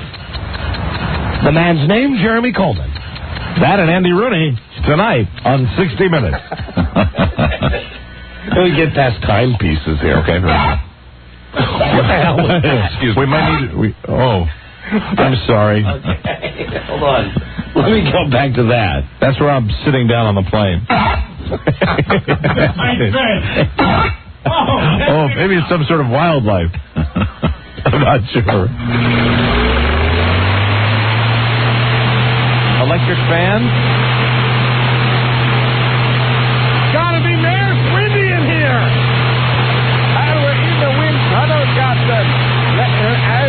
It's windy in here. Turn that thing off. You know, sound effects records go for quantity rather than quality. You know, these are the kind of things. What the hell would you ever use that for? I don't. Nothing. I don't know. No. What was that? Lettuce or cabbage? Rob's wallet. Cabbage. No, we opened the cabbage earlier. You know, you look in the book. Be eating? Yeah, I hope it's not eating because it's really not. If they're faking eating, that's pissing me off. I think that was supposed to be eating. What's that? Eating. No, that's got to be like. I have no idea. Somebody with wooden teeth. I don't think I've ever seen a larger library of sound effects. Jeez, and they all just suck ass. They do. Hey, hi. One for you, one for me. Let me just pour that for you. Hi. I think I'll have 3. 4. 5. Ice pick. Okay. Thanks. See what's next. All for me. All for me. All for me. Yeah, we're back to the mic sound effects again now. How you doing? How long you worked at WNEW? What do you do here? Oh, we're only going to be here about a short time. Well, pretty much until this drink's finished. Thanks a lot, though. Nice meeting you. Good. I hope we see each other again sometime. We'll be coming up every week or so. Or so. Hey, you know what happens when you mix whiskey and beer? You get an O'Mara. Notice how the whiskey makes the beer froth more. Who wants some flapjacks right now? I'm wasted. That's how it works, ladies and gentlemen. That was accurate. Hey, wasted. Hey, everybody, look in the corner. Mike is drunk. Where is it? It's magic. I'm magic. Oh, coworkers, I'm magically delicious. Look at me, I'm a frog. If you can. Here comes Jeremy into the party. This is the entertainment that Jeremy has lined up for our station party this evening. Bell ringers. You know, like you see in church. Okay, hold on. Next cut. Yeah. This is me on Rob's head. On Rob's flat head. We're all dancing around Rob, and you're playing Rob's head. Top of the head, ear, top of the head, ear, top of the head, ear, top of the head, ear. Nose, head, ear, nose, head, ear. Perfect tone. And he's got some brain in there. All right, finish up now. Kneecap. I love sound effects, I swear to God. Even the bad ones are good. Hello? Hello? Hello? I can't come to the door. I'm in a wheelchair. Oh, it's Milton Berle. Hello? Hi, Milt. Hello, wheel me over there. Hi there. Someone's at the door. Hello? We think we got better ones now. Oh, we do? We got Hanna-Barbera sound effects. Oh, very cool. Okay. Let's see what these are. These are sounds from the WNEW staff party. Okay, let me see what this is. Of course, none of them have labels on them. Right, of course. So we have no way of knowing what's what. Good. Let's see what happens. But goddamn, this station's got like a million more sound effects than we do. Didn't like that. Oh, well, that's the standard. You know what this is? We have. I've heard these before. Yeah. They're pilfered from Hanna-Barbera. They're ripped off the cartoons. It's not like you get the ones that they use. Well, if God says Hanna-Barbera on it. I know it does, but they're not done with any care. Whoa! Watch it, buddy.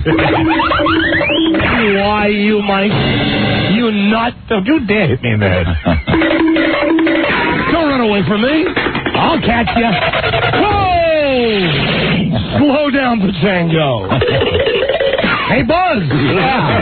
Some guy's got weed. I'm there. Turn the car around. Why, you?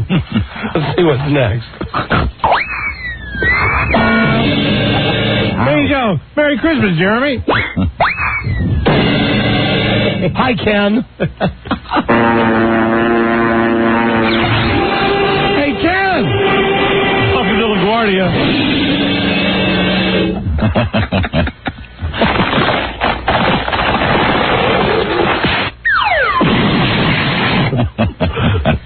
Hey, hold on. Save these for the party. Seriously, listen to them in the car coming home. A lot of violent ones, you know. People getting hit. Hey, Leslie Gold.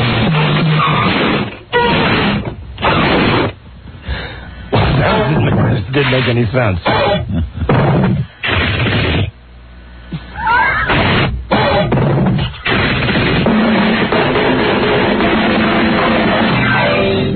Wow. You know, these don't sound like they're necessarily pilfered off the cartoons anymore. Well, they're dated. Jesus. What was it supposed to be? Not sure. I like the other ones better. Yeah, me too. I like the bad ones better than the ones that are supposed to be good. Wait, I like that one. We might have something there. We might have a keeper there. That's a pretty good one. Well, hello, ladies. I didn't know you worked here. Yeah. Hold on. Hey, Mike, you got a hair pulling out of your ear. Let me pull the hair out of your ear. Okay.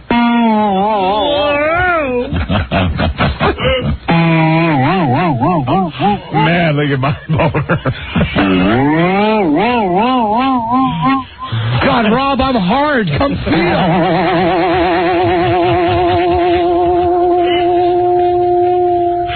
Look how big that girl's nipple is. Hey, I think I'll go over and tweak the nipple. I'm going to pull on it, too. Wow. I'm going to put my finger in her butt.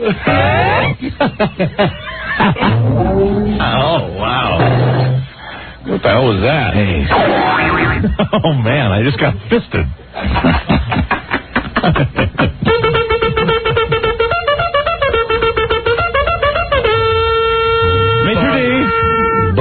Burbank. All right. And now they're getting... I almost said the S word. Yeah, they are getting the S word. All right, hold on. One more, and then we got a break. All right, we got a break. Let's just see if this one's any good. No. The bad ones are better. Yeah. Which it is with most sound effects. You're right. Except for those Woody ones. Is that golf? Yeah, see, I hate it when they do the really short ones like this. They don't make any sense. Is this supposed to be like when Fred hits Barney on the head or something? This is a way that you rip off people who like cartoon sound effects. Okay.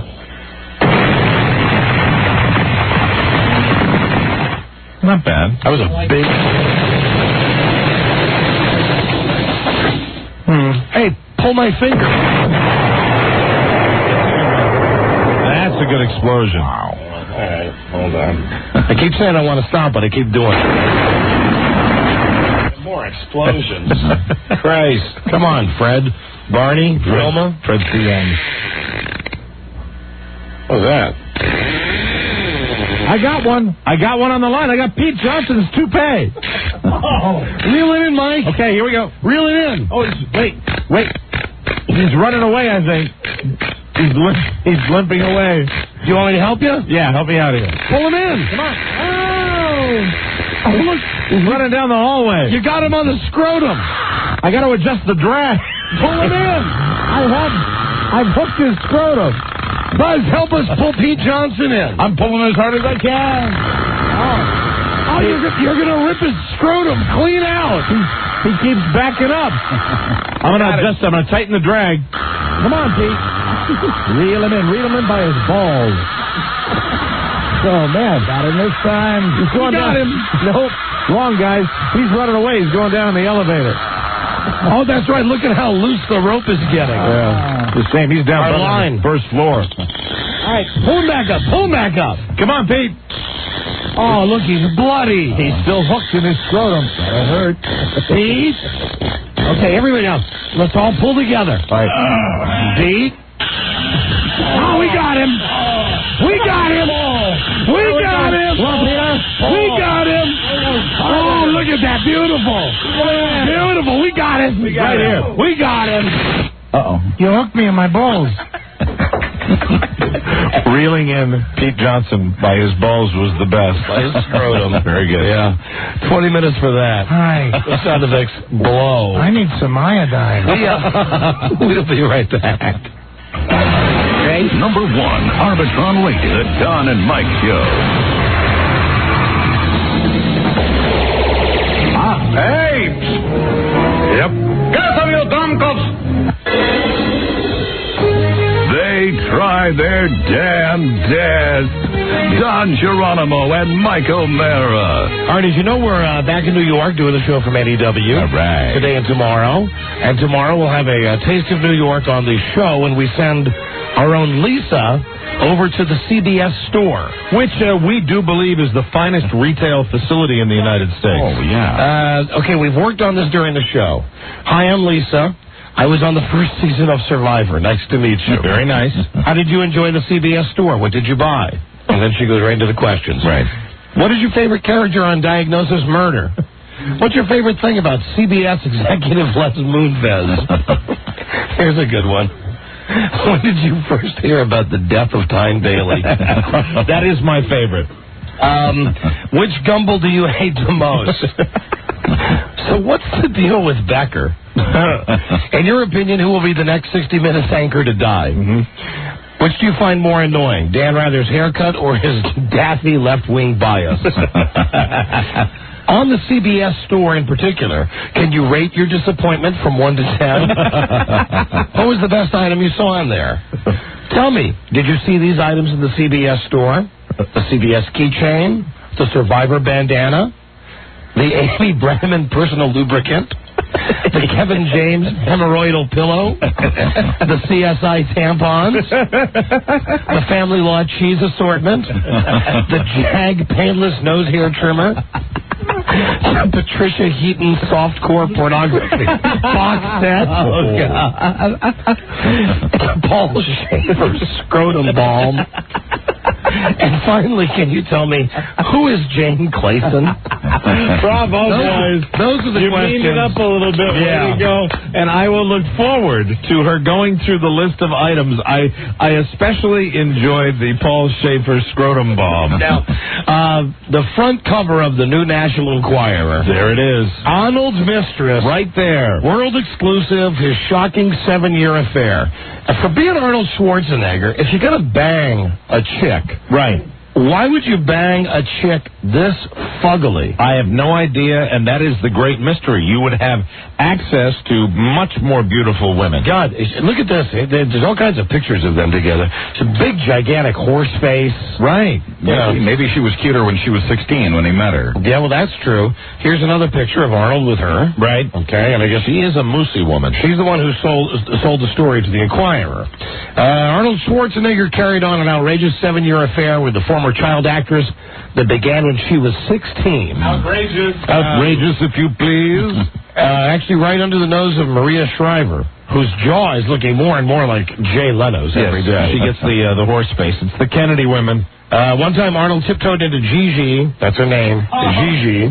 Tiptoed into Gigi's room in the dead of night when he was staying in a hotel at the same time with his wife. She said, "You shouldn't be here when your wife's in the hotel." But it was no good. Neither of us could deny our passion. Of course. An Enquirer investigation has ripped the lid off the shocking secret of the actor. Insatiable Schwarzenegger used Gigi as a sex object and showed her no respect, openly groping other women in front of her. And in a startling twist, the cocksure actor. Yes. I love that.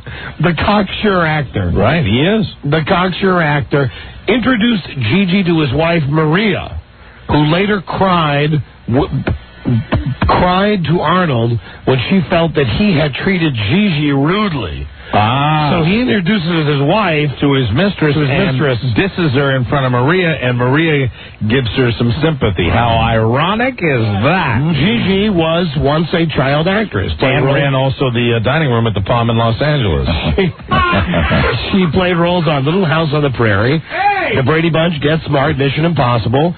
She was also... Get Smart? How old is she? She's 41 now. 41? What would she play on Get Smart? Like a 5-year-old? She must have. Child actress, yeah. Gigi and Arnold met in 1975 when she was 16. They started chatting. And almost the first thing Arnold said to her was, "You have an amazing ass." He's an ass man. Yeah. They went back to the home of one of Arnold's friends for a barbecue. Arnold and I played with the dogs. We had a few drinks. And the next thing I know, we were in the bedroom having sex. Hey, Arnold. I'd made love before, but never with anyone like him. Gigi moved to Hawaii, and over the next 14 years, she saw Arnold occasionally. Why is it funny, this man having an affair? Why is that fact in itself funny? Because it's Arnold. Because it's Arnold. In 1989, they were thrown together again when Arnold opened his first Arnold Fitness Weekend, an annual bodybuilding competition in Columbus, Ohio. Gigi, working for World Gym, was sent there to coordinate her firm's seminar. Arnold had never forgotten Gigi, even though he'd been married to Maria for 3 years. He made a beeline for her in Columbus. In his sexiest accent, he called her Shishi. Sexiest accent. Let me see. The first night they were there, a group was sitting in the bar drinking and smoking cigars. Arnold played the piano and charmed Gigi by singing Edelweiss. Edelweiss, excuse me. I say Edelweiss. He leaned over to Gigi and in a whisper asked if she wanted to go to his room for the nightcap. This is, you're not saying, it's just funny picturing Arnold in this situation. It was the start of 7 years of secret sexual trysts. Gigi was disappointed that night to discover he didn't want the kind of sex they had enjoyed when she was 16. Oh, dear. She told me I gave him a massage, and then we had oral sex. He explained he couldn't have full intercourse. He just wanted to have what he called outer course. Outer course. How great is this? I know. This has got to be true. Like President Clinton and Monica, oral sex was his way of denying he was cheating. Gigi eagerly returned to the same event the following year, checked into the hotel, but her heart sank as she watched Arnold arrive not only with Maria, but with her parents, Eunice and Sergeant Shriver. Oh, dear. Gigi was in the lobby when they walked in, and Arnold boldly introduced her to Maria and the other family members, telling them she works for the gym. Maria shook hands. She was polite and friendly. Inside, Gigi was dying. Later that evening, they met in the bar and smoked cigars. Finally, Maria left, and Arnold whispered, "Go to your room. I'll see you there." Arnie showed up. No. And Gigi expressed her concern they shouldn't be meeting when his wife was in the same hotel. But he took me in his arms, and neither of us could deny our passion. All right. He stayed with me for an hour, and we had the most amazing sex session. Gotta go. Then he went back to Maria. Year after year, Arnold and Gigi turned up the heat at the Arnold Fitness Weekend. Sure. Gigi brought incense, candles, music, and massage oils just for Arnold. They would set the scene for the sensual massage and the sex that always followed. Let me see. One year, Gigi was asleep in Arnold's bed at the hotel when there was an alarming knock on the door. Fortunately, Arnold was in the bathroom reading a newspaper. Sure. Oh, no. He's in there taking a dump.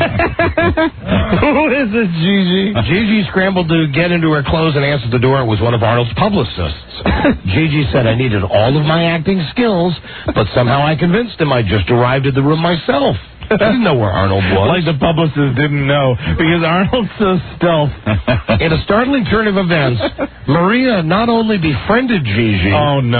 On one occasion, she sprang to her defense against Arnold. Oh, dear. We were all in the hotel restaurant. Arnold and Maria were having lunch, and I walked over to tell them their car had arrived. She's a bitch. Arnold snapped at me rudely. I don't want the driver to come now. Maria's hackles rose. Don't talk to this nice woman that way, she said. Oh, my God. She was so nice, it almost made me wish... Oh, my God. She was so nice, it almost made me wish I hadn't had sex with her husband the night before. Oh, God. Hold on. When they were apart, Gigi and Arnold enjoyed talking on the phone. Oh, boy, phone sex. And during one long-distance conversation, he invited her to Mexico City, where he was making Total Recall. Gigi and her mother paid their way down there. Arnold is notoriously cheap, and he had his driver pick them up and take them to the set. Gigi, her mom, and Arnold had a sushi dinner. Then he called her in the room. I bet they did. Called her in the room at midnight and asked her to come up for a nightcap. She gave him a massage and oral sex for 2 hours. Wow. Until he made the excuse he had an early call on the movie. The Mexico trip ended in heartache for Gigi. She quickly began to suspect that he was having an affair with his co-star, Rachel Tickerton. One night, Gigi was supposed to have dinner with Arnold, but he canceled. She found out later that he was having a private rehearsal with Rachel instead. I bet he was. Boorish behavior was not typical of the hot pants actor, according to Gigi. While working out in gyms, Schwarzenegger made moves on other women right in front of her.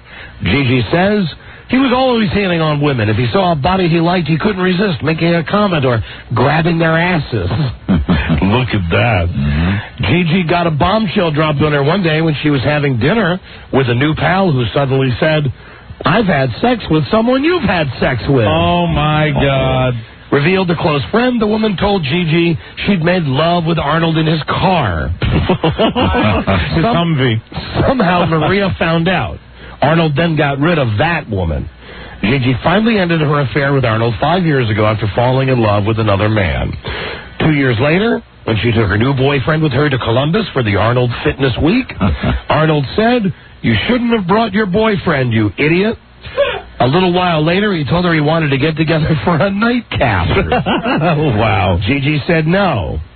Gigi, who is writing a book called Celebrity's Girl, oh dear, declined to talk any further about Arnold, but she will always hold a special place in her heart. Yeah, the right. Action hero. Right, of course. That's why she's doing this. The book. She admits now that Arnold can be cruel and was only interested in her sexually. She has no regrets.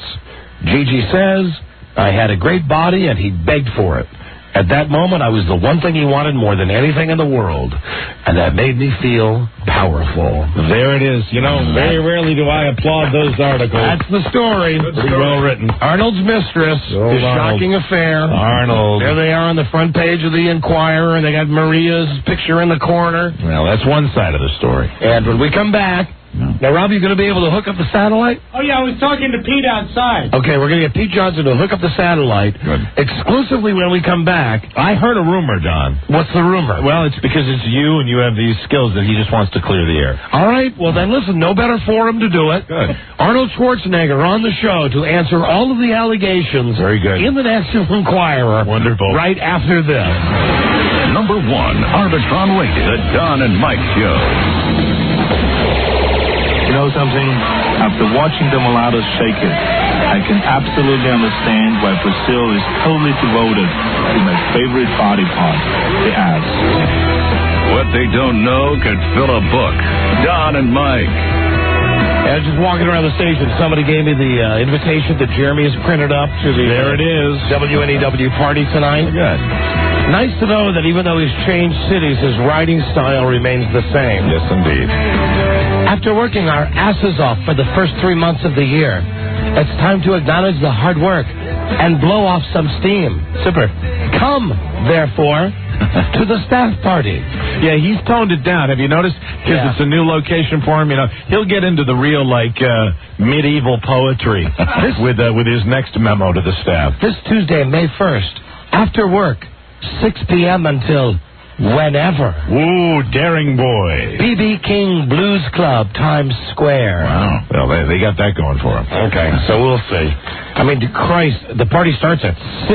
Already started. So yeah, I mean, all the good stuff will have happened by the time we get there. Yeah, and I'm wondering if that location is broadcast, if people will be showing up later on. Well, let them show up. Okay. By the time this is broadcast in New York, it'll be 11 o'clock almost. And should I read anything when it says, come to the staff party, it's spelled C-U-M? Oh, my God. Huh. Dirty birdie. It must be a typo. Sure.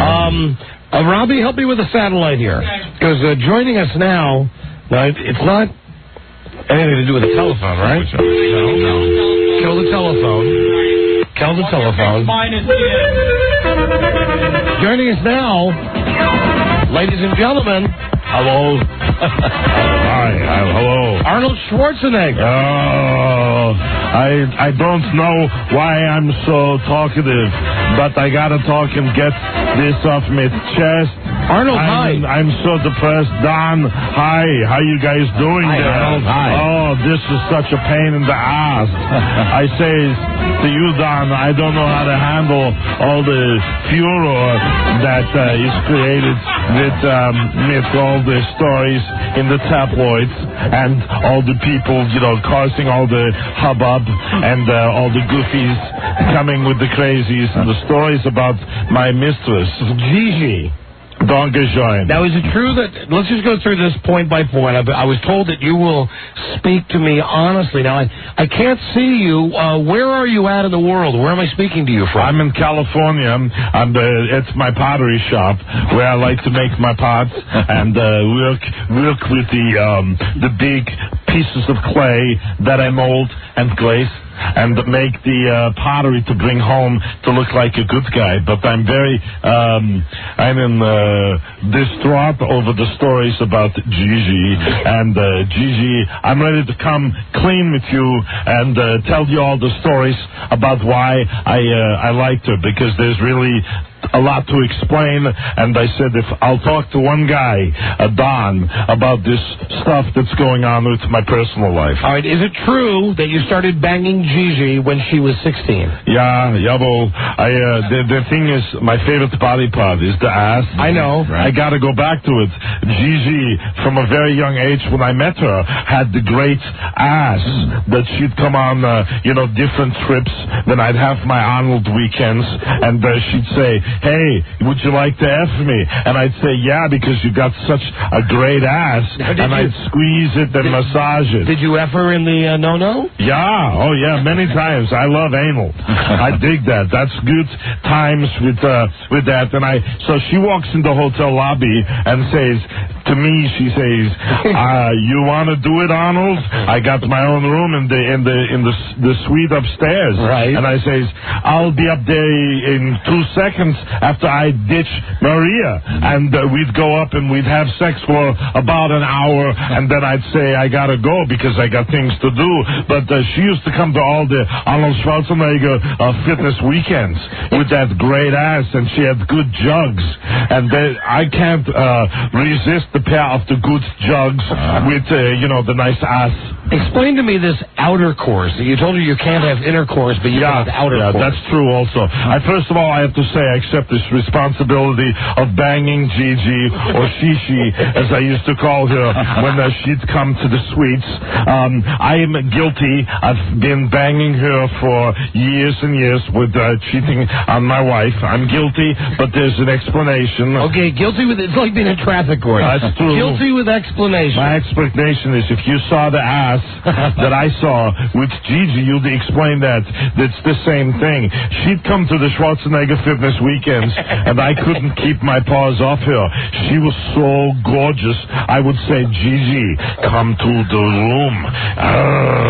Now what? Come up with me, and we'll make all sorts of love." What about this outer course instead of intercourse? Well, that's when I adopted my new philosophy after I married Maria, which was basically eating and cheating. And but that's not it. We do hours and hours of oral in the room, and then outer course was my joke when I just rubbed myself up on her outside of her part. That's what I would do. Wow. And I'd laugh, and I'd call it outer course, because if you do with the friction real fast, it sometimes would get scabby, but you do back and forth with the friction, and that would cause me to release my seed.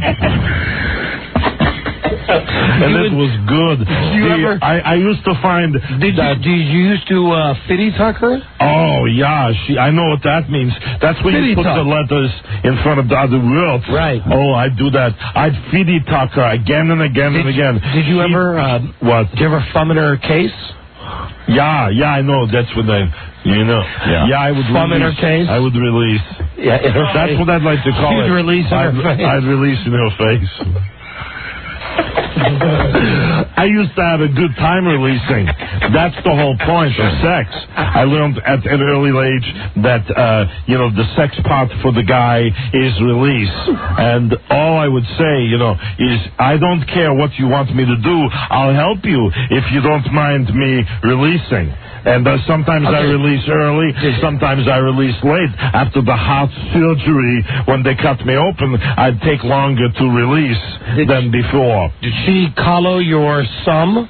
Every time. That was part of the rules. I'd always say, if I'm going to spray, it's necessary for you to get rid of the evidence, and there's only one good place to hide it, and that's in your tummy. So that's what I would say. I'm just telling you the truth.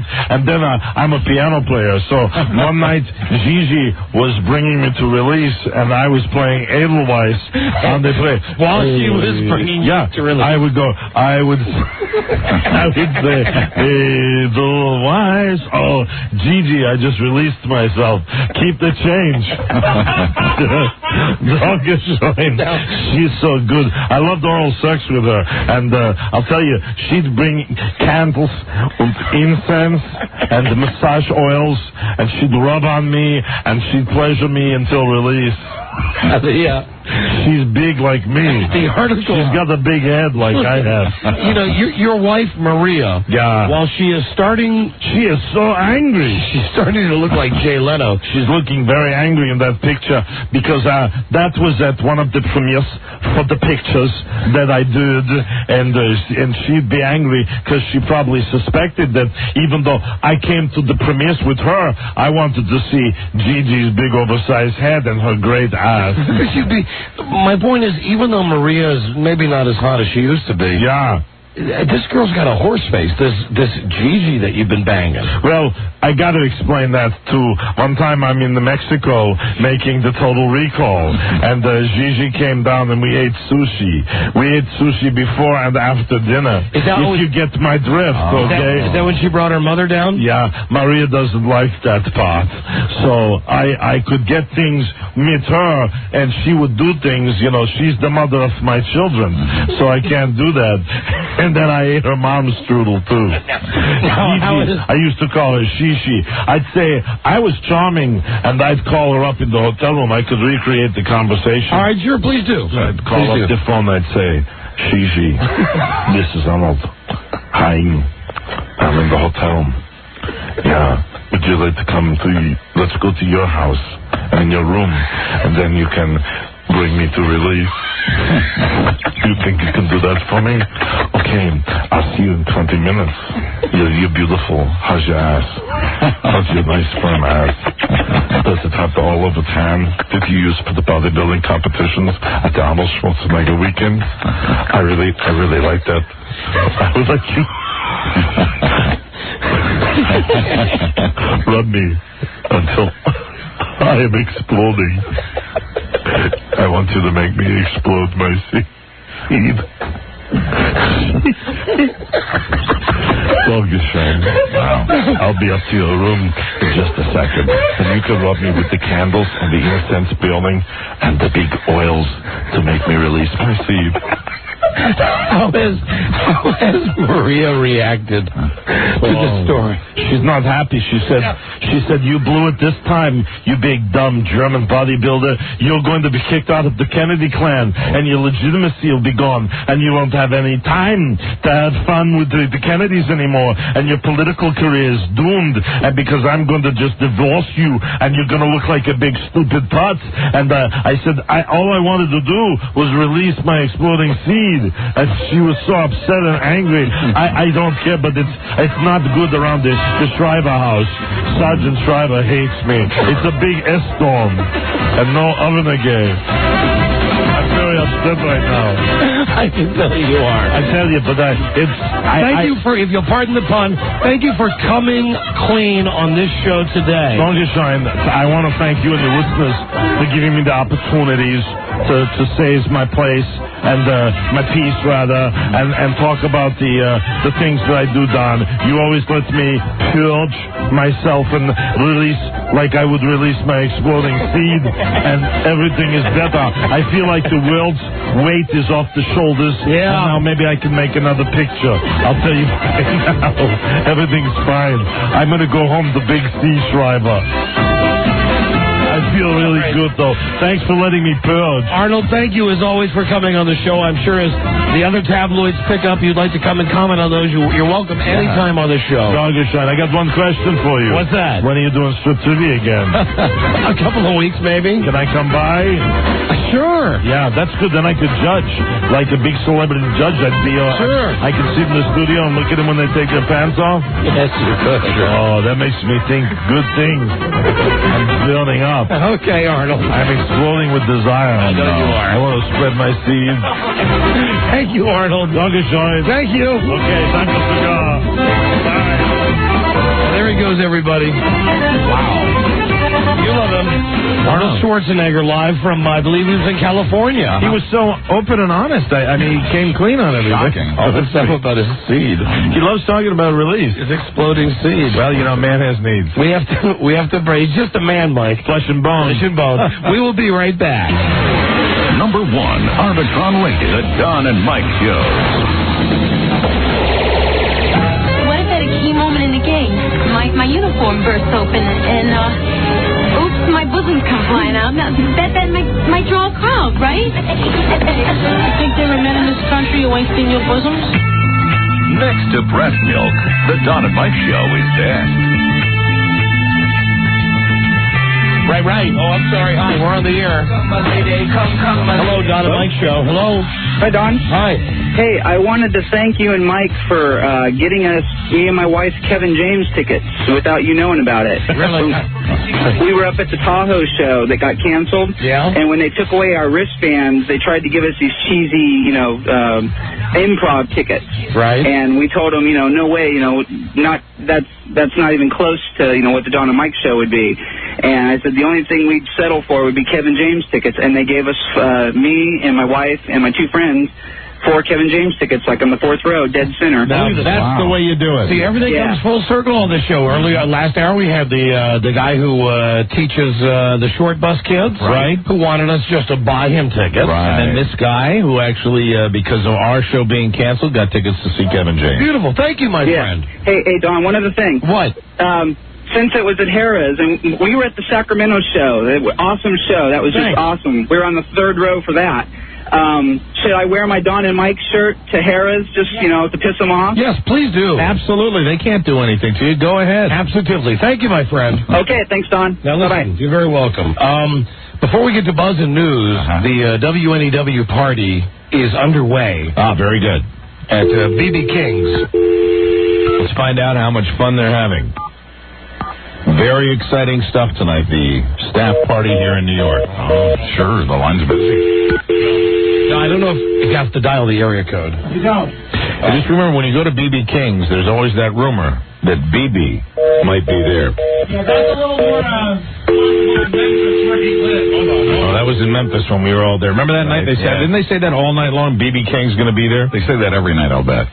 We're calling now. We're going to ask for Jeremy Coleman. Very good. Just how this party is going. Should we say it's an emergency? I'm sorry. The number you have reached, area code 212. Right. 99 is not. Okay, here we go.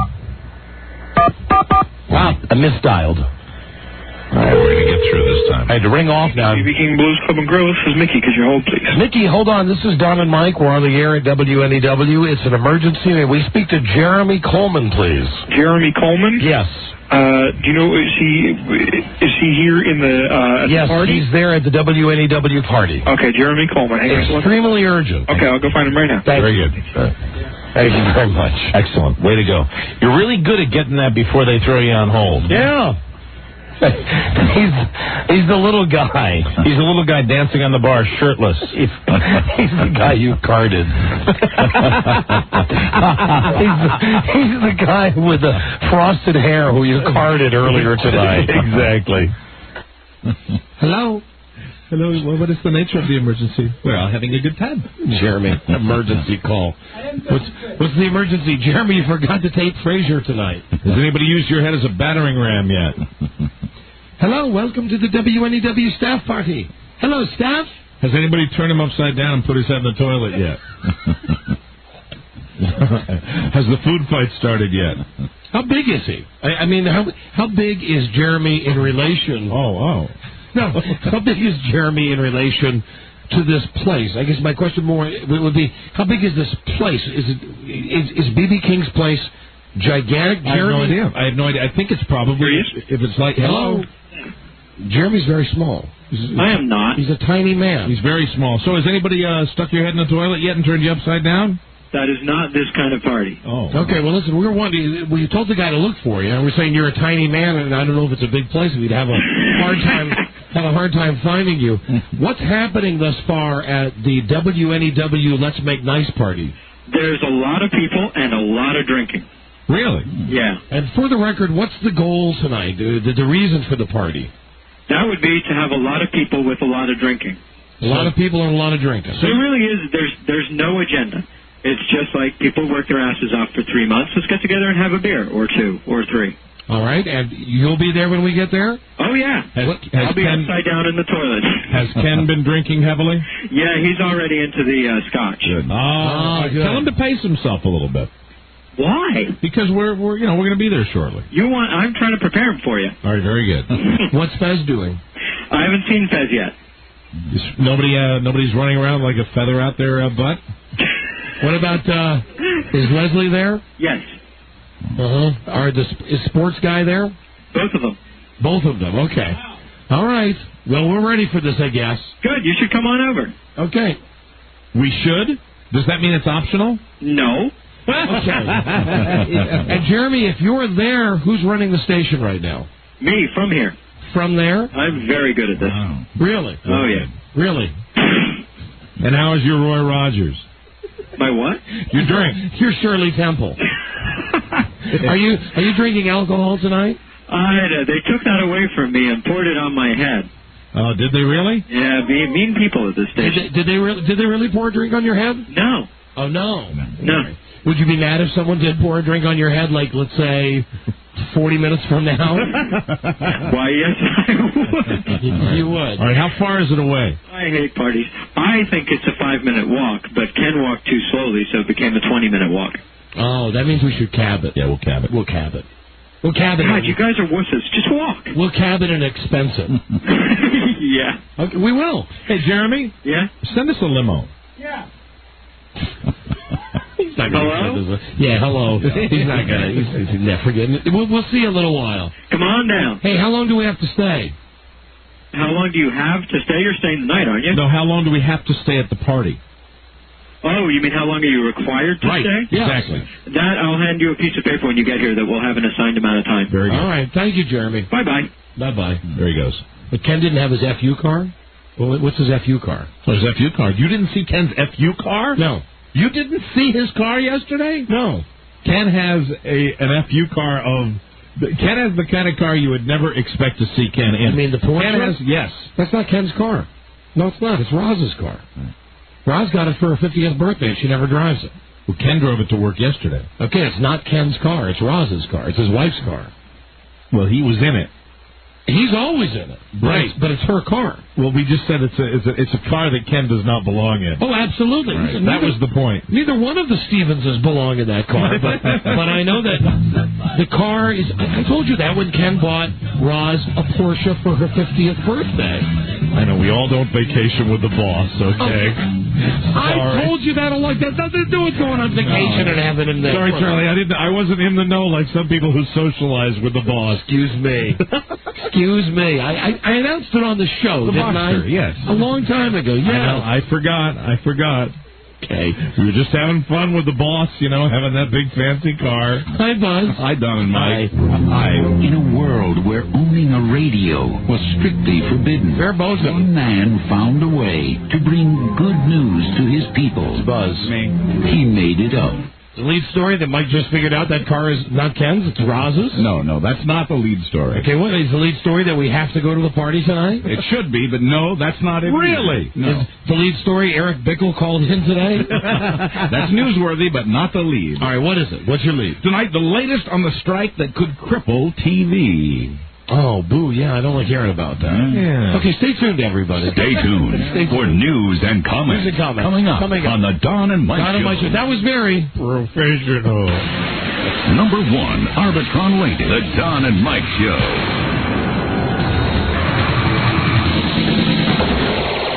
What's the word from Planet Crackpot? What's the word from Planet Crackpot? How about a bumper? Here we go. How about a bumper? Ladies, let them read your lips. Don and Mike. Thank you, Tight Makes Right. Time for News with Buzz. Brought to you by Egars.com. Visit Egars.com for great deals on Hoyo de Monterey, Excalibur, and Punch 5-packs. 5 premium cigars, as little as $15.95. Order online or call 877-81-EGARS. And now here's Buzz. Hi, Don. Hi, Mike. There's reportedly been progress in the talks that would prevent a TV and movie crippling writer's strike. We don't know what kind of progress because there's a news blackout over the talks. There's also word, though, that the talks will be extended to coincide with the deadline for a probable actor's strike next month.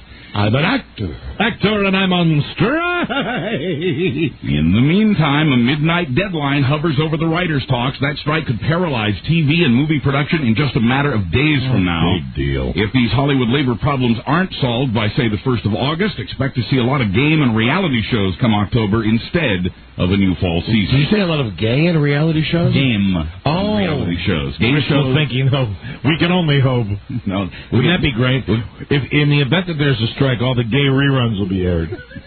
All the gay pilots. Again, gay shows if the writers go back to work. Here's your Hollywood substance abuse update. West Wing creator Aaron Sorkin's in court today in Burbank, California, being arraigned on what are now felony drug charges. Charges were upgraded yesterday after the DA revealed that Sorkin was carrying pot and crack along with the psychedelic mushrooms. Hi, this is Surf. Robert Downey Jr.'s court date yesterday was postponed as expected. What wasn't expected is that prosecutors are now recommending more rehab, not jail. Downey was a prominent part of last night's Ally McBeal, but his name was conspicuously absent from the network ads promoting the show. You know, this Sorkin dude. Yeah. It's amazing. It really is. I mean, he is such a brilliant guy. The more I'm reading about him, I didn't realize that he was like on the president's council to keep kids off drugs or something. And he's a reformed drug user. He just got some kind of freaking award not too long ago. He offered to give back the award, but they won't accept it. So apparently he gets to keep it. And I think they had just wrapped up the season on the West Wing, and obviously, why can't you just stay at home and party? Why do you have to go to Vegas and party? It's amazing, and when you see the award shows, especially the Emmys and the Golden Globes, and you hear the guys' credits. I mean, everybody that was associated with that show. I mean, the brilliant Aaron Sorkin. I mean, I got tired of hearing Aaron Sorkin's name. It's just, it's mind-boggling. It just shows you how fickle it all is. It's amazing. Maybe that's why he's so brilliant. Maybe he uses it to. I would imagine also a show like The West Wing, and Buzz and I are fans of that show. The writing on that show is so above anything else that's on network television that I would imagine every week churning that stuff out. It's not like The Sopranos where they make 3 episodes for a year. Wasn't Edgar Allan Poe like on coke or something when he wrote The Raven? Edgar Allan Poe. Now they think William Shakespeare as well. But this pressure. I mean, and we're talking an hour of all that like rapid fire dialogue. He's probably he gets his rocks out, puts them on the table. Rock cocaine, rock shrooms, crack and shrooms. And weed. Cracking shrooms and weed. I've got another episode. Oh, my. And Shannon Doherty changed her plea from innocent to no contest yesterday when she appeared in court on DUI charges. The Charmed co-star faces 6 months in jail when she's sentenced next month. Charmed co-star, that's a political statement? Or No, the Charmed is the name of a show. The TV show. I got you. Charmed. She's on, okay. right. Charmed, I'm sure. The King of Queens is also the king of Monday night as America's love affair with Weakest Link begins to fade. There it is. Listen to this. Okay? The CBS sitcom with our friend Leah Remini beat the game show last night. Link's ratings were down 16% last night compared to last week. Here in New York, Weakest Link fell to 4th place in its first half hour. Well, good for Leah. Way to go, Leah. Yeah. They bumped off the juggernaut. Yeah. It's too bad that we couldn't have been associated with that in some way. We need to get her on the show. Well, I wanted to call her. I tried to get her on the show a couple of weeks ago when Weakest Link was first coming on to try to get her riled up about it. Right. It would have been nice to have her and then get her back on when they beat them. She never returned the call, though. Very mysterious. Right. It's a good gig if you can afford it. The millionaire who's the world's first space tourist says he hopes other people will soon be able to afford rides into space. 60-year-old Dennis Tito paid about $20 million for a ride with the Russians to the International Space Station, where he is now. I think we should send Tito Jackson. All of them. Tito threw up on his ride into space, but his Russian crewmates say he has recovered fairly quickly. Everybody's busting this guy's balls. I think if the guy's got $20 million or whatever he paid, right, and he's done whatever training he wants to do, if he's signed the waiver saying, if my head blows up, I'm not going to sue anybody, let the guy go into space. Russians need the money. Let him go up there. And don't forget about the guy from the OJ trial, his son. Yes. Tito Ito. Tito Ito. Here's another famous Tito for you. Right. As expected, San Francisco has agreed to pay for sex change operations for city workers. Mm-hmm. Under the plan, the city would pay up to $50,000 of the $77,000 it can cost. CBS paid for mine. Switch genders. That's very nice. It was wonderful. The whole thing, even the outpatient stuff. Really? Wow. Yeah, I'm really happy, and it's almost completed. With the mayor's. It's learned behavior, Mike. It's not something that's genetic. It's learned behavior. Gee, you wrote that. with the mayor's... She's actually not Robin. That's a quote from G. Gordon Liddy. That's true. With the mayor's signature, San Francisco becomes the only government in the U.S. to offer this kind of health care coverage. Minnesota did it once, but phased it out. Oregon thought about it, but changed its mind. Coverage in San Francisco begins June 1st for employees who've been on the job 1 year or more. And I'd like to thank CBS for doing this for me, and I'm almost finished. My Tito's are almost ready. We got a break. We'll be right back. Number 1, Arbitron rated, The Don and Mike Show. From what I've seen of their records, the only thing they do contribute is mayhem and chaos. No, I'm chaos and he's mayhem. We're a double act. Jesus effing Christ. The Don and Mike Show.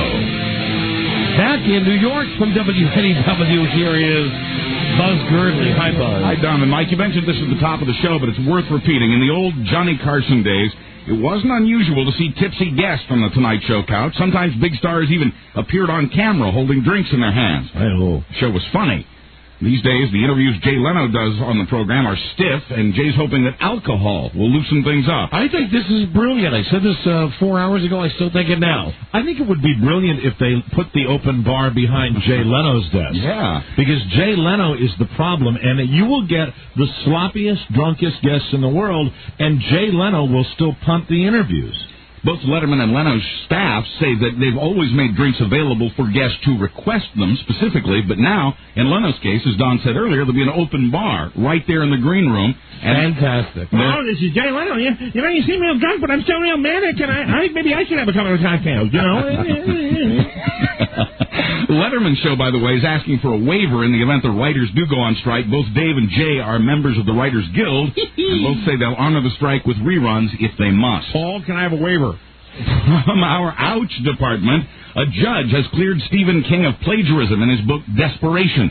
But in making his ruling, the judge said King's novel is, and I quote, not a particularly good read.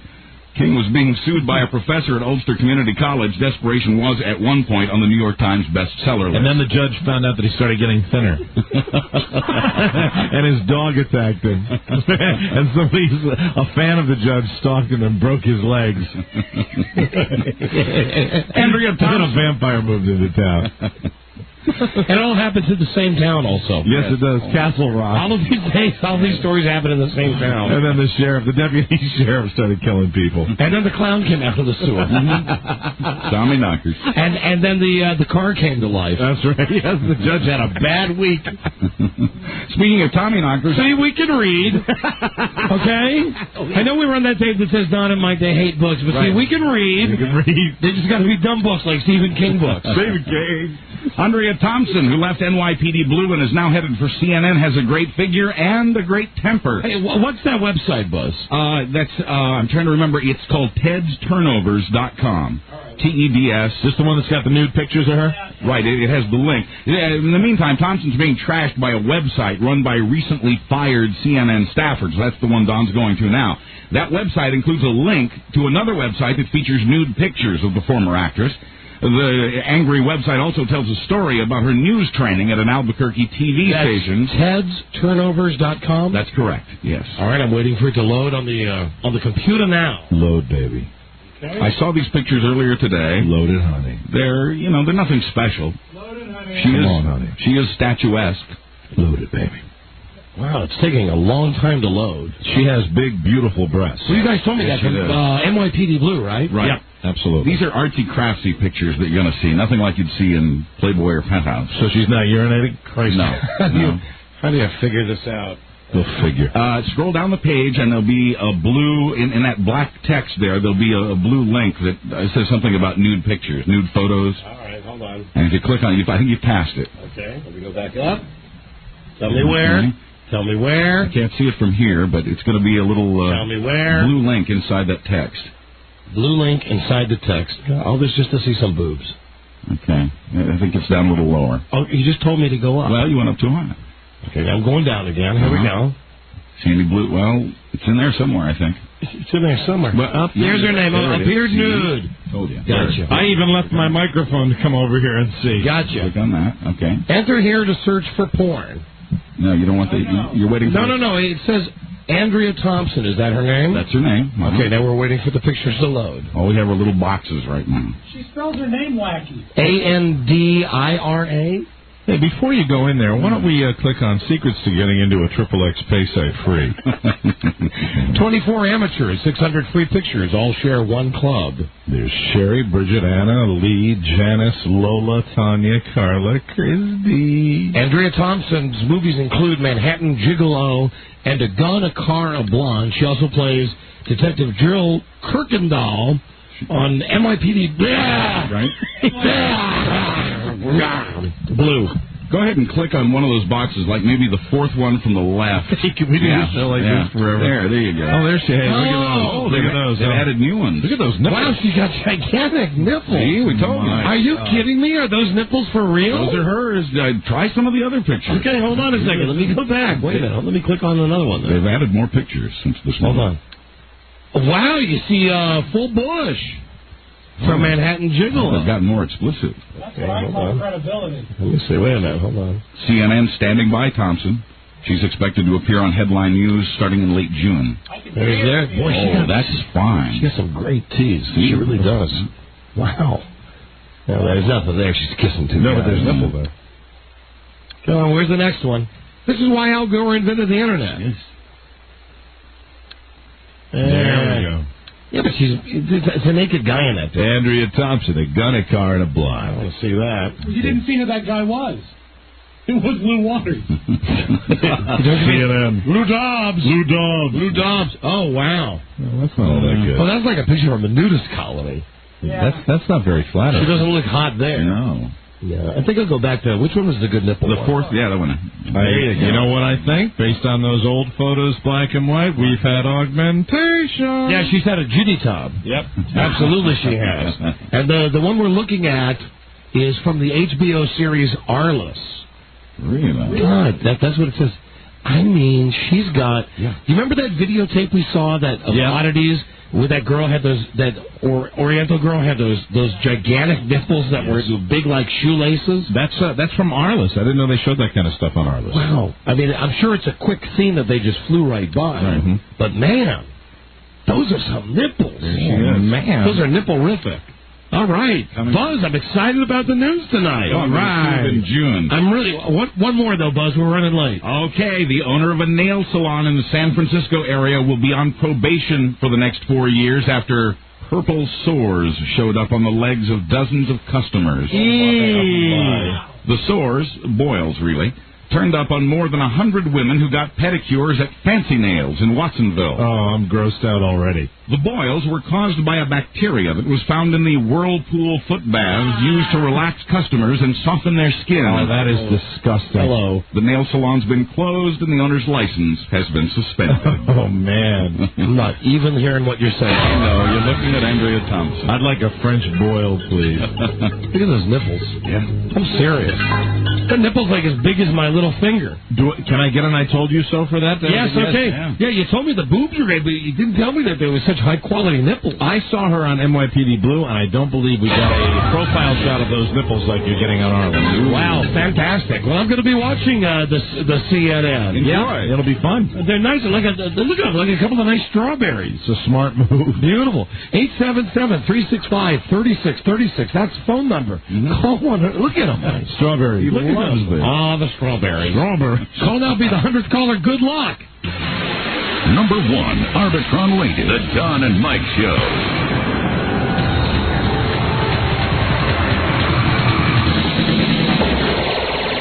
Out of my way, jerk-ass! They'll talk better if you listen harder. Don Geronimo and Mike O'Mara. Buzz, we got to fly now. We got to make some speed now. In sports, the Minnesota Vikings are talking to Randy Moss about extending his contract. Star receiver wants to top the $56 million deal landed by Tampa Bay's Keyshawn Johnson last year. Dallas Cowboys have signed an XFL player. John Avery led the XFL in rushing with the Chicago Enforcers. He's agreed to a free agent contract worth $389,000. Okay. And finally, our Dumb Guy Award of the Day goes to New York Post reporter Neil Graves. In this morning's paper, Neil had a big story, complete with picture, about New York's cyber cafes. I read that in the, what was that, the Post today? Yes, it was. Front page of the entertainment section, page 45, column 3, third whole paragraph down. That's where you'll see the introduction of a quote from 41-year-old Haywood Jablome. Let me get the news. Right there in the paper. Take a look at this. Haywood Jablome is the person who's quoted in the middle of that article. No, he's right. If I didn't work a block away, I wouldn't go in. People who want to trade can do it from their laptop or handheld device. Haywood Jablome. First name Haywood, last name Jabolme. Haywood Jablome. Good eye, bud. A Manhattan real estate agent agreed. Actually, I got a little help on the story, and for the tip on the story, I'd like to thank Don and Mike Show. That's it, we gotta go. Why?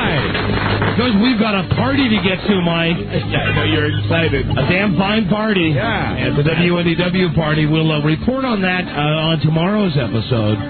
Plus, tomorrow we'll have Lisa going to the CBS store. And tomorrow we'll finally get off when we call the 1-900 hot feet line.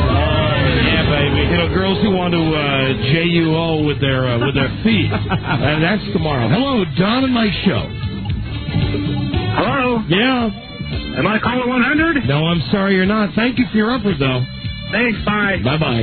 Hello, Don and Mike Show. Oops. Hold on. Don and Mike, hello. Yeah, am I caller 100? No, I'm sorry you're not. Okay. What happened to all the assertive people at the end of the show? Hello, Don and Mike Show. Oh, come on now. Don and Mike, hello. Hi, I'm caller 100. That's it. There it is. Thank you, finally. For the love of Christ, what's your name? Tim. Hi, where are you from? Fairfax, Virginia. Caller number 100, you won the Sopranos prize pack. Don't miss The Sopranos, Sunday night at 9 on HBO. Soundtrack in stores now. Thank you for listening, my friend. Thank you. Thanks again to all the great people at WNEW helped get the show on the air today. Yeah. We'll be back tomorrow with another one from New York. Thank you, and good night, Buzz. Thank you, and good night, Don. Thank you. Good night, Mike. Thank you. Good night, Don. And now it's time for you, Rob, to throw your hat in the air just like Sydney. Tyler Moore. You might just make it after all. Wow. What happened? What'd you do? You got it in? Oh, we got it in. He got it in. Okay. See you tomorrow. So long, everybody. Bye-bye. Till we meet again, this is Sammy Davis Jr. saying, be kind, be nice, and I hope the next performer has the pleasure of having as nice an audience as you've been tonight. So let me leave you swinging. Number 1 Arbitron rated, The Don and Mike Show.